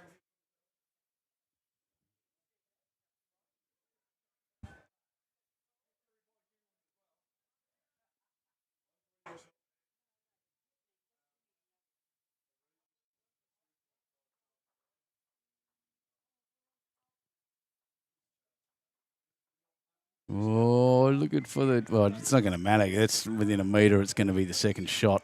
Well, second or third shot. Like I said, tough conditions. Look out to the top left and look at the other head there. Same thing. Rain, wind, and here comes Dylan's heavy shot. Jeez. I reckon if he hadn't hit that, he was kicking Jack away. It's a mighty effort. Great effort.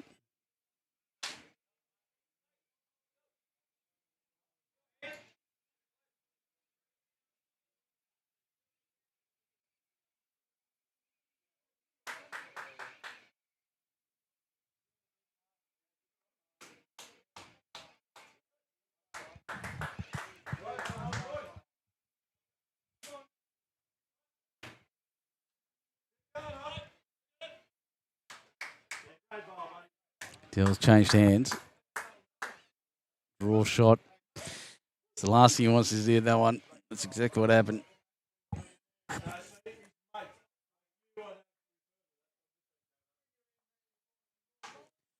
Oh, they pulled 3 out and they're going to look for that one.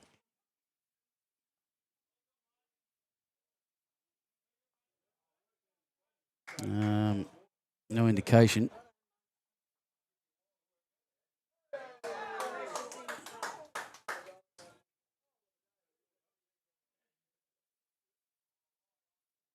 No indication of what that was. So I'll wait till the scoreboard gets updated to let you know. Another long end.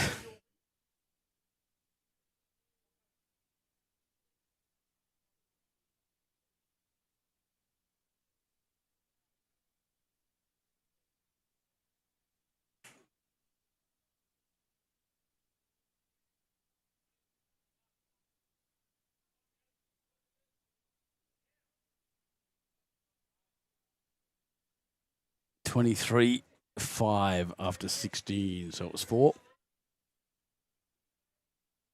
5 ends to go.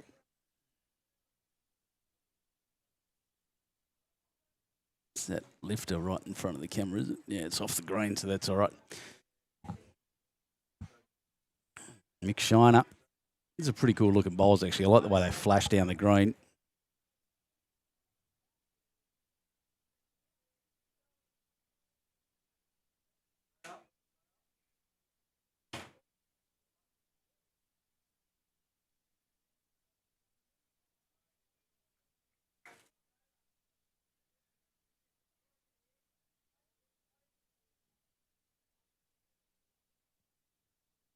And that's a good reply. Well done, Jeff Holt. He's had a pretty good game.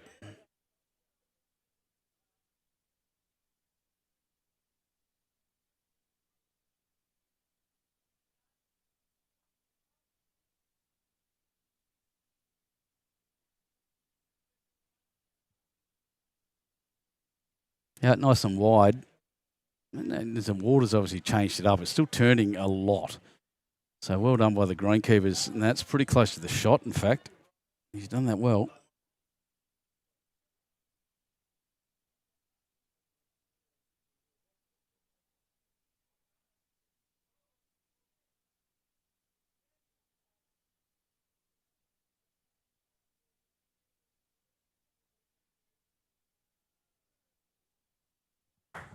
Yeah. Very nice. McMutton, he's been there most of the time. He's done it very well in second.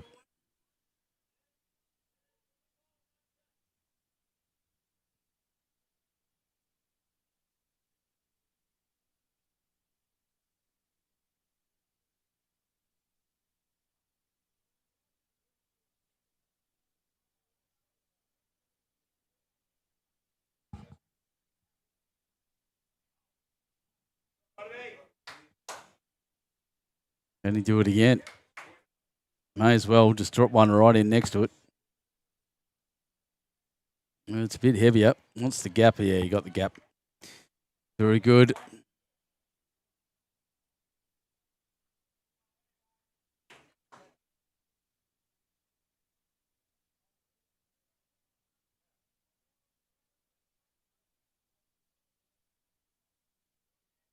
Bruce has had a pretty tough day at the office. He's going to... Oh, no, he's got the jack and kicks it back to his lead bowl. That's a good shot.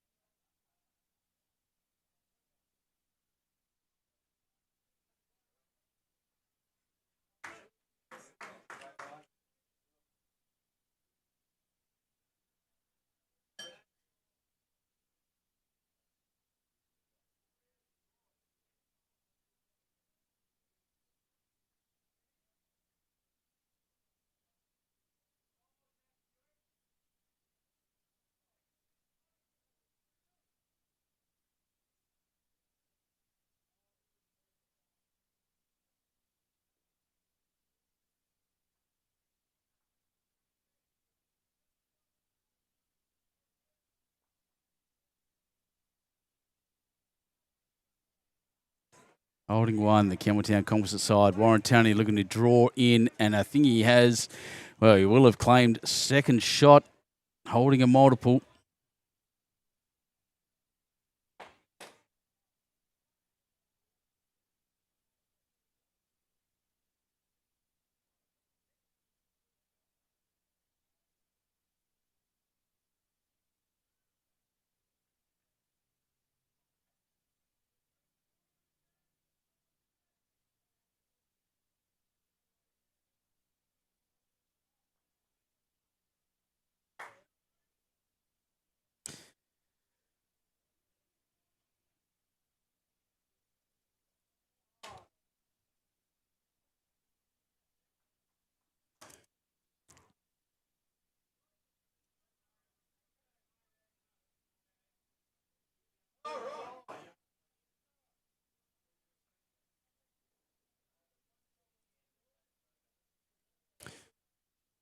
Warren again can double this up. Leads bowl of Mick Shiner's got moved through. Warren's just put it back. He's getting better and better as the rain keeps falling down here. It's getting dark. It really is. It's quite crazy, actually.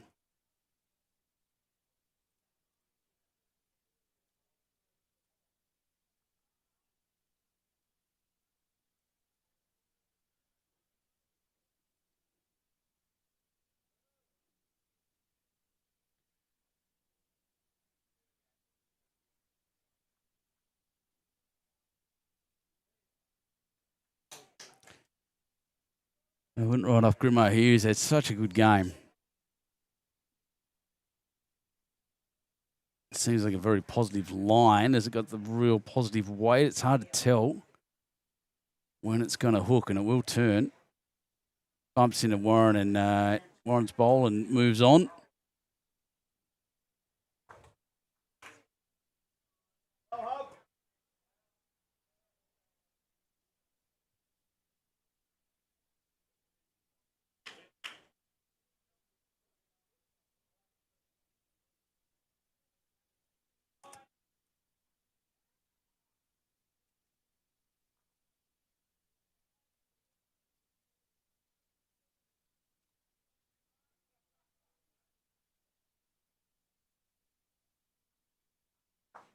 Oh, dear. Oof. I think he's lucky not to kick the jack then. Did throw it too hard. Look at the disappointment on his face. He hasn't had a great game, Dill, but kept trying. He's kept plugging away. You can see what it means to him to get this right. He's got a night to figure it out before tomorrow and to start again.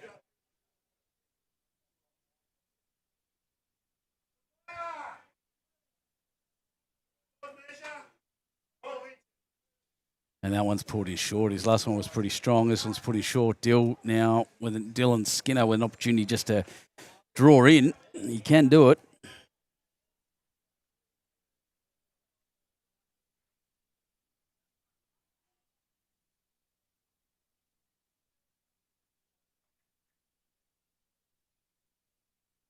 And he has. That's a very good draw shot, Dylan. 4-2-4 was a. So that turned out to be a 4. I thought that was a opposition bowler beside there. That's all right. They've gone to jump to 9.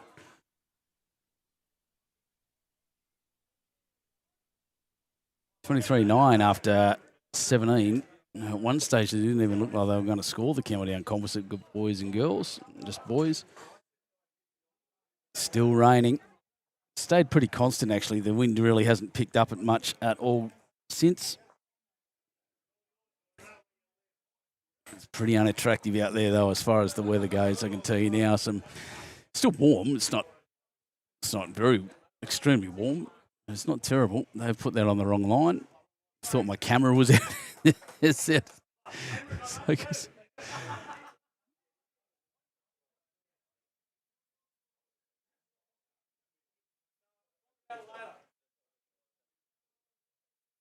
So shorter end once again. Campbelltown get the mat back. Can they do it again?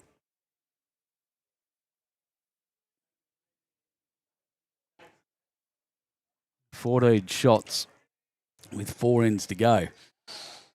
So yes, essentially 4 an end, as Dylan said, to win it. They got one of them. Now they need the rest.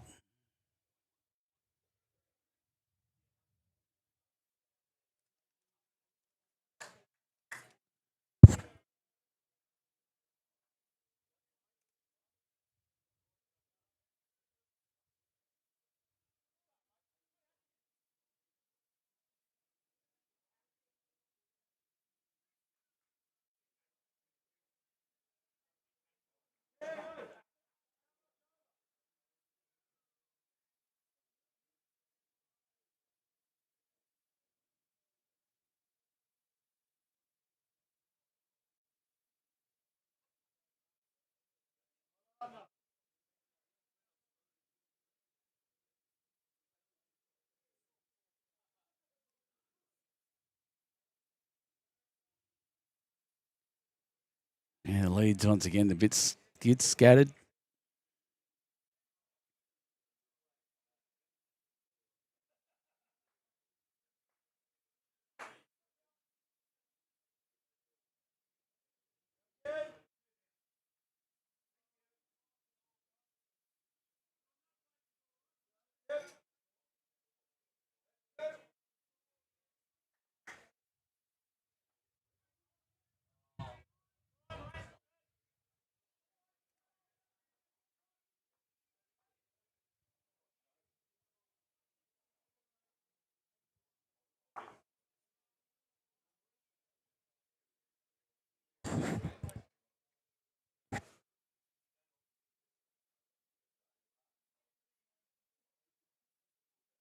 Oh, Jack High. I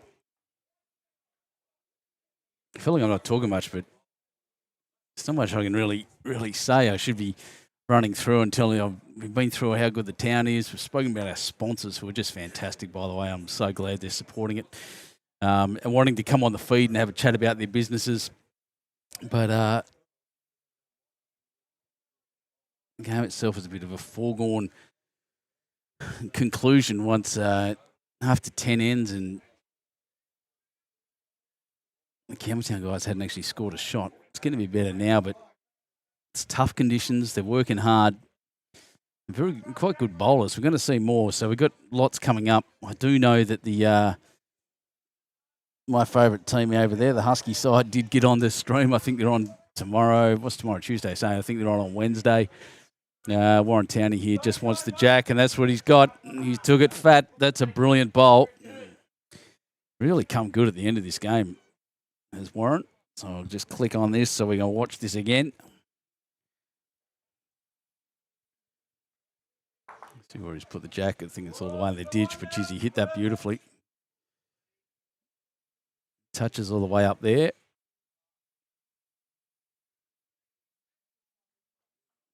Comes, nope, that's on the next ring, is it? No. I'm trying to see where Jack's gone. I can't quite get to the ditch now. The biggest thing problem I've got with this is genuinely the camera's quite close to the edge, so I couldn't quite get the ditch in it from this end. But you can see there the yellow marker. That's where Jack is.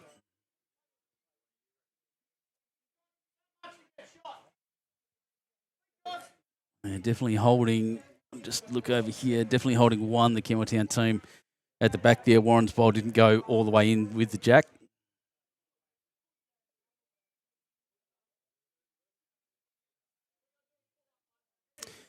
Wanting this to stop. The skipper says if it pulls up, he'll have it. And he's got it. He's beaten that bowl. It is 1 now to the Burrawa team as they cross over.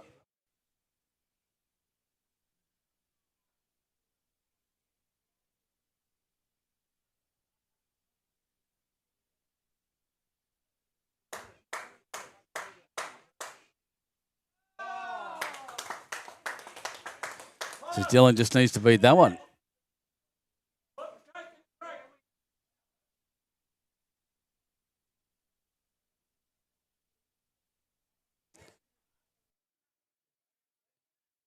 Just now he's just thunked into Warren there. That bowl at the very back of the screen, very, very bottom over the Wirona Aged Care Residence logo is the shot. Being held at the moment by Damien Miller. And skipper Chris Grimson just needs to get fairly close to the ditch. He's gone too heavy. I reckon he's in the hole. There it goes, falls in.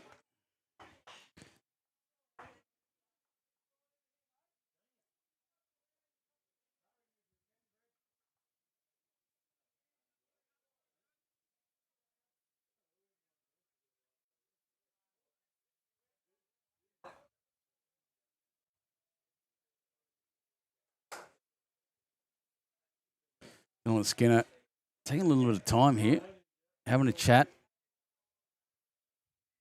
Left-handed shot as he does.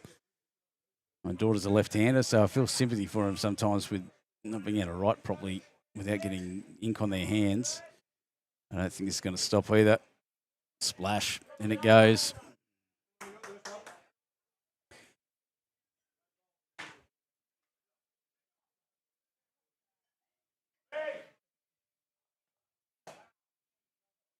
And here comes the final shot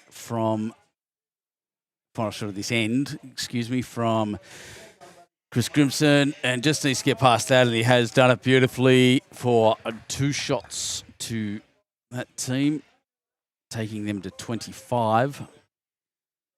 After 18 ends, 3 ends left, ladies and gentlemen. It's been a long afternoon in the wet, playing long ends on a pretty quick green too.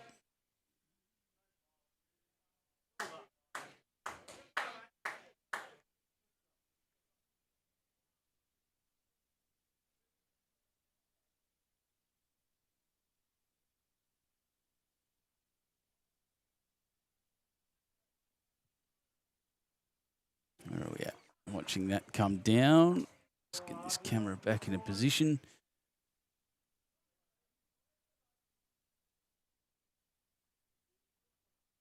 He's done pretty well once again. Impressed with Jeffrey Holt. I can't tell you how important. I can't express properly. What's he doing? Gardening. How important that jack roll is at times. And Jeff Holt has just nailed it every single time.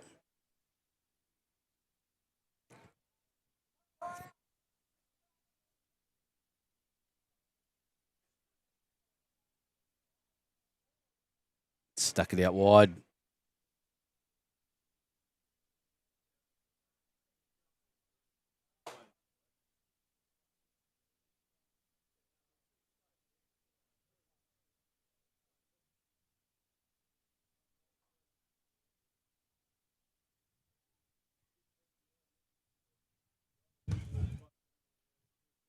Yeah, that wind just picked up again as that bowl came down. It's a few metres short. I know they've nothing going down now. The question is how much.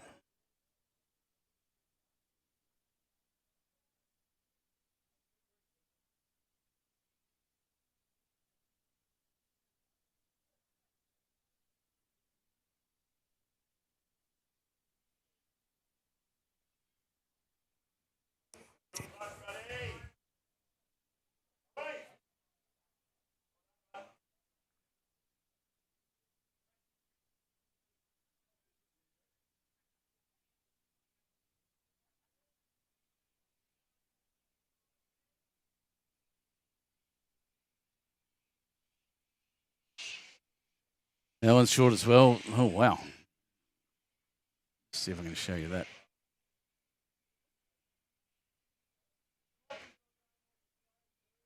One of the biggest mobs of galahs I've ever seen just flying overhead. Geez, if you've ever been in Nowra, you'll know that there's thousands of them. It's more just there. That was unreal.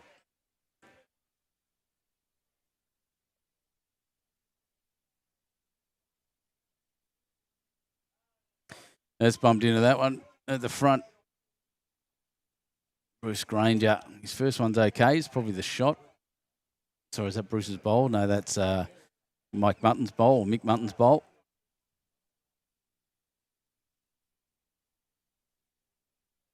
This one will go a bit further back and probably still count. Played a good game. Absolutely beautiful place here in Cowra. I love it.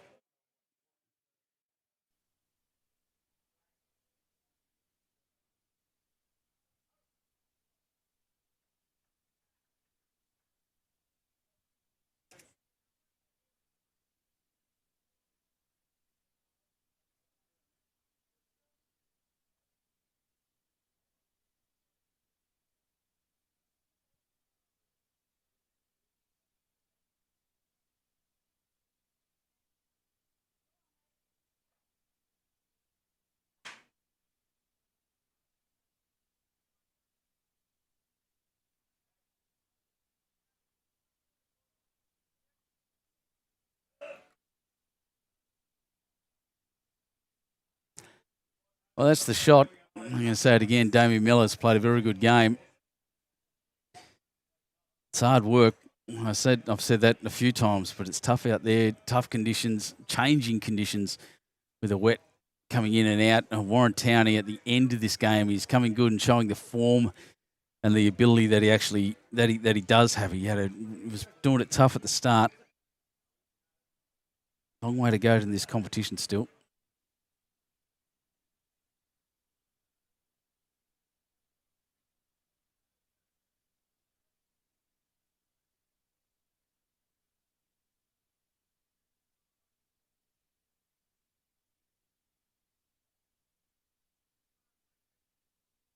Yeah, on a good track. Just needs that little window, that little gap. Oh, he's not hit it hard enough to move it either. Warren Towney can still get in there. How's he lining up? A bit straighter, which is not a bad plan. Very, very quick. Once again, cutting it under his body. Pretty cranky with himself too. They're heavy shots, which they're both very good at. Dylan Skinner and Warren are just not coming off today.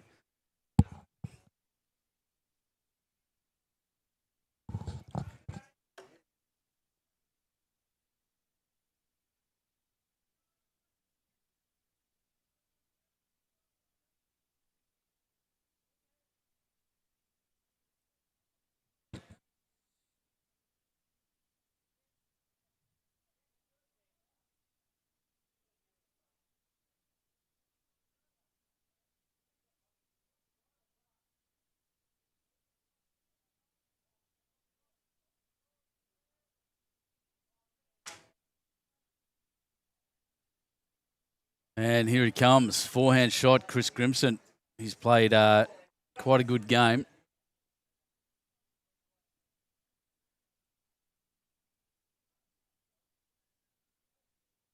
Dylan playing pretty strong. He's not playing as strong as he could, but mate, just got the result. Why not?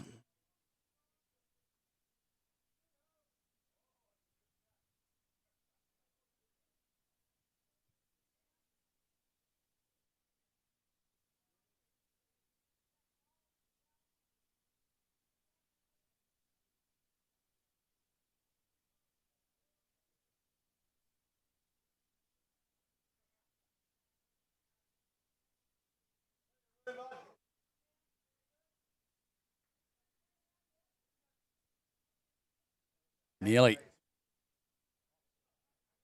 So the question was asked, what is it?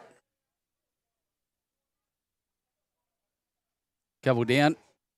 There's the back of that Burrawa shirt. Yes, the guys remind him to just jump sideways.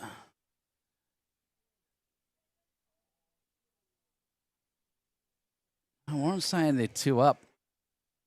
Hard to tell. Dylan's coming down for a squiz. Fighting hard for a win. All the way to the end is what he's doing, and that's pretty good. I like to see that. The very fact that hasn't just given up and he's just chucking the bowl down the area to get it over with is excellent.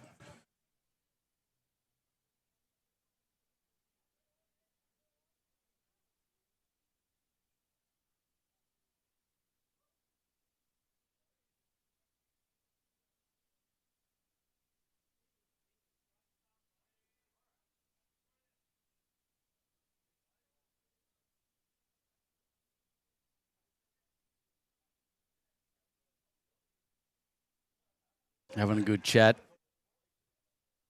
Like I said, taking their time, looking for the shots. Hey, what's the math say?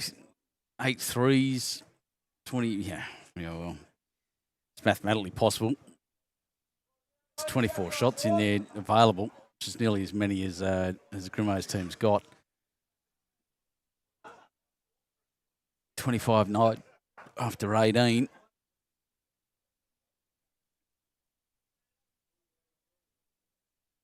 Well, he's hit that front one, and he's knocked out his own ball. Jeez.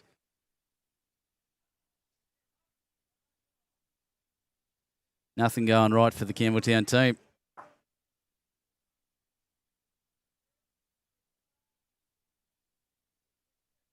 And taking that shot out has, my goodness, that's a 6. 31-9 now. Big risk, big reward, I guess, at the end of it, but the risk was just obviously there, moving Warren Towney's bowl.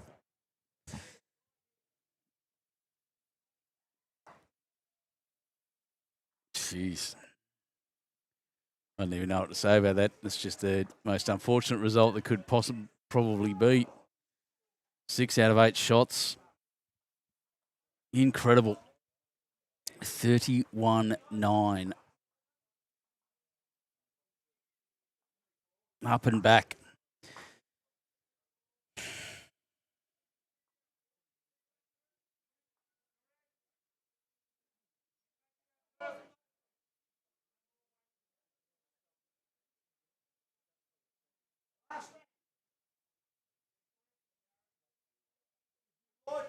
Bit of relief around here at last end out there.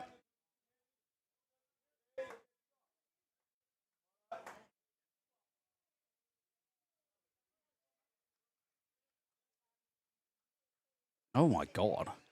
So I've just discovered, you guys may not actually know who this is, but because most of you are New South Welsh, I guess.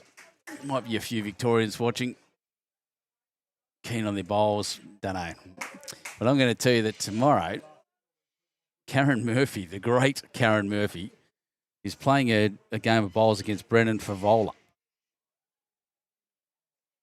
He's Brendan Favola's an absolute legend of AFL. Played for Carlton, was full forward. I think he went to Brisbane for a little while. All Australian, Coleman medalist, which is the leading goal kicker for the year. That's a good set of bowls there, Mick Shiner. He said on the radio recently that he said, I don't even know the sport, but it's not hard, said Brendan Favola. So they challenged him to a game of bowls against Karen Murphy. And there's a fair chance he's going to get his butt kicked.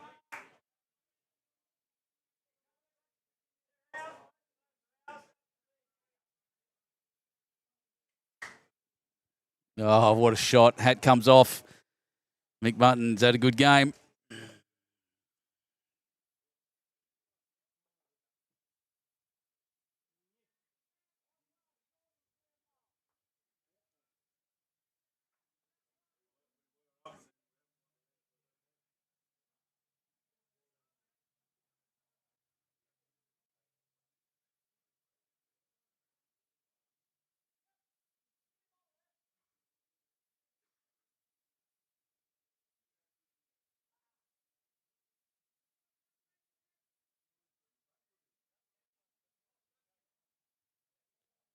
Here he comes again.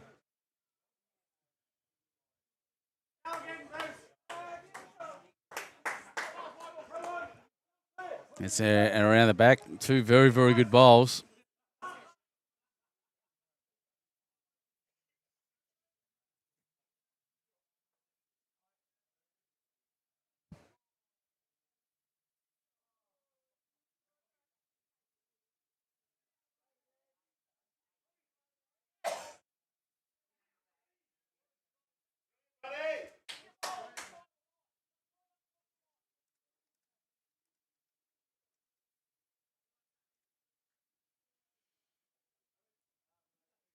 One shot at the moment to Burua, who have played a pretty good game. You can tell, look at the score. 31-9. I'm not going to lie, I think the Campbelltown team are actually a little lucky to be there. Their shots, they haven't won many ends. Oh, here we go. Warren Towney, as I said, who's come really good at the back end of this game. He's going to get a result here. He's got the jack, pushes it all the way through. Wonder Warren Towney. Beautiful shot. We're going to watch it again. I like the heavy shots. He's played this well. Perfect line. Perfect weight. Little touch on the front. Jack comes through with him. That's how you do it.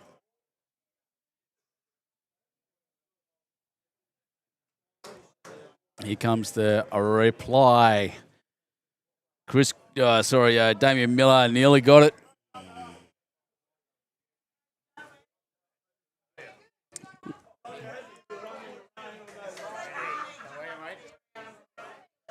A few games finishing up, players rocking up behind me. Noise will start now as these guys start getting into the refreshments available at the club. Oh, Warren Towney, what a follow-up as well. Great shot.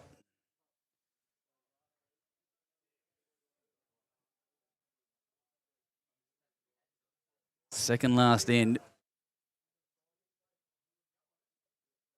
I haven't done my customary sweep. Rain's still falling. Can't really see much further than that. But yeah, around we go. Look at this. Surrounded by historic buildings, that typical country town feel. The greenkeeper sheds across the other side. 3 greens here at this club. Cowra Bowling Club. And they're resplendent in blue and gold. See how far around I can go there. There's the bistro at the back. And there's the inside of the cover. It is keeping my cameras safe and dry. Electricity and water is not a good mix. Oh, Jack's moved again. I just saw. Didn't realise he had his shot. I thought they were still walking up. Yeah, Dill's going to get a lucky slide across there. It's too narrow, but got the result. Play the weight for the shot, and you get it.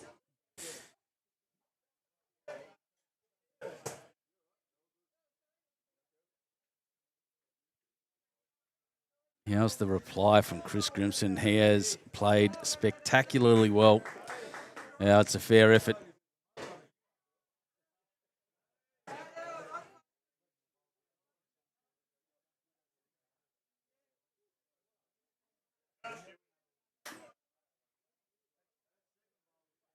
And that's it.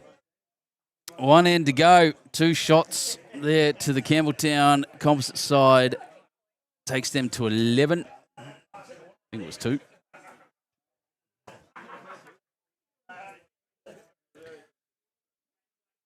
Final end of this game. Feels like it's been a long afternoon.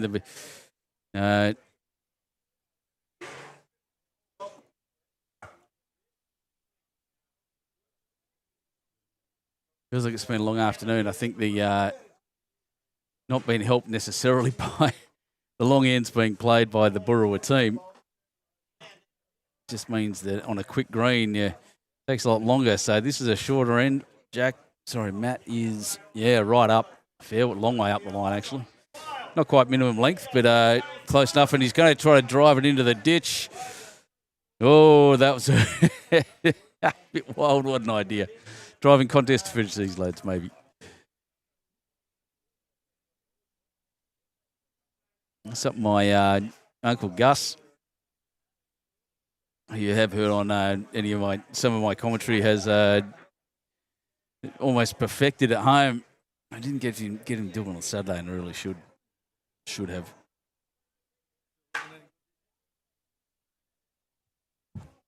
Yeah. Sorry, what? Yeah, it's going all right. It's okay. Just love it when the guys that watch it come and say hi.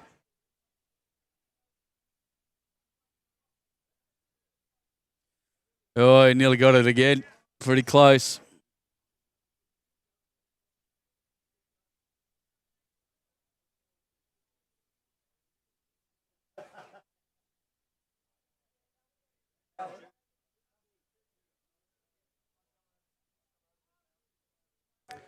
I'll tell you what, while Mick Shiner finished off with a couple of quick ones, Jeff Holt just drops 2 on, but it's a pretty big target now. I'm not going to lie, I'd give that a kicking.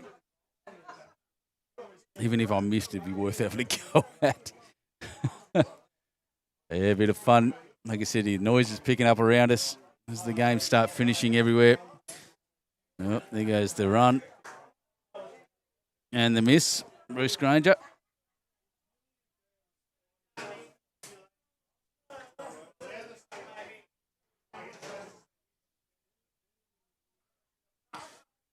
That's hanging out wide.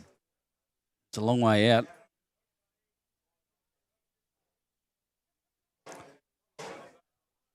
And sitting right at the back, covering that back, wanting every shot they can get.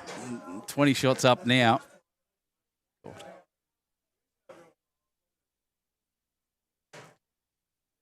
And that one not there either. Not on the jack either.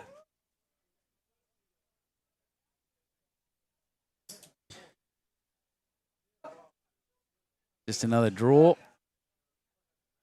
Chance too what? You don't want to leave it too close because you don't want to give them another big target to hit. But if they keep missing jack, there's a possibility for an 8 here for the Campbelltown team, taking them to 39-11. You almost guaranteed a game prize at that point. Warren Townie's taking out that bowl. There goes the jack across. Is it dead? Oh, it's still on my screen. Nope, it's in. It's right on the line, but it's in.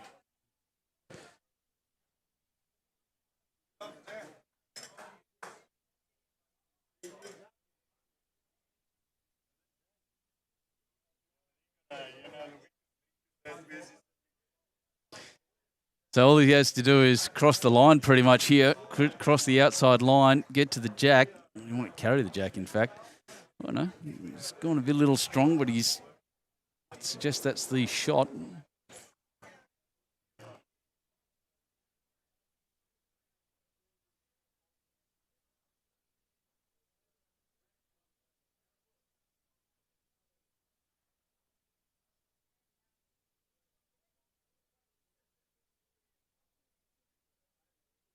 And was. Warren Towney drops his last one, I think, in the ditch. This one's going to, as long as it finishes up on the green, it's going to count. 1, 2, 3, 4, 5. Warren Towney's bowl was the toucher. Wasn't even a toucher. So they're all scattered. Every single bowl put down by Campbelltown Composite sitting on the bank in front of it. Down here. There they all are. 1, 2, 3, 4, 5. The only one missing is the one that Warren Towney punched out. So Dylan Skinner, again, just needs to cross pretty much that. I won't say that. I think the out of bound peg is that blue line. So I don't know. Is that in? Yep, that's in. Only one of these on the green at the moment.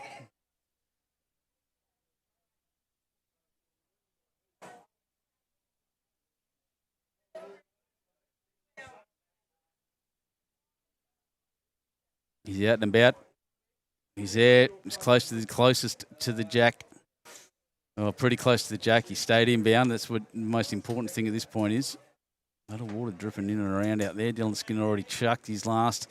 Just need a little more weight. And actually probably has drawn the shot. He'd be pretty tempted as Chris Grimson now to smash that through and get that big multiple. Guarantee that game prize. Give it a crack. He's changing his mind a couple of times there.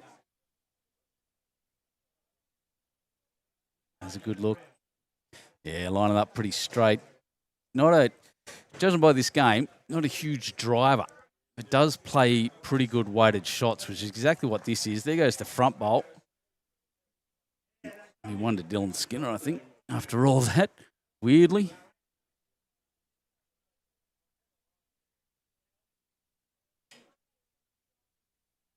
Yeah, and that'll finish that up. So the guys shake hands, and we'll talk about this. Cowra Bowling Club, that was 31-12. Oops, not 23, you dilt. 21 ends. So that's it. The game, Mick Shiner, Bruce Granger, Warren Towney and Dylan Skinner from, Campbelltown Composite against Jeff Holt, Mick Mutton, Damien Miller and Chris Grimson, who from Burwa, who won the game at a pretty bloody wet afternoon here at Cowra Bowling Club. Started off super quick. No rain. Rain wasn't effective. It was a little windy. Wind is now finished. And the rain is kicking off. And you can see the pranksters here trying to wet the players underneath the cover. Anyway, Cowra Bowling Club, thanks to Cowra The Great Escape, Adrig Country. I'm getting a bit tired sitting here. SWM Accountants, thanks to them. At Cowra Japanese Garden and Wirona Aged Care Residents. Thanks to Paul Smith, the Mayor, for joining me this morning or this afternoon or whatever time it is right now. I'm Benny Two Shoes on YouTube Live Sports. I'll be back tomorrow morning at, I think it's 9 o'clock. We start for another game like this. Well, another game of wonderful lawn bowls from Cowra Bowling Club. I'll see you then.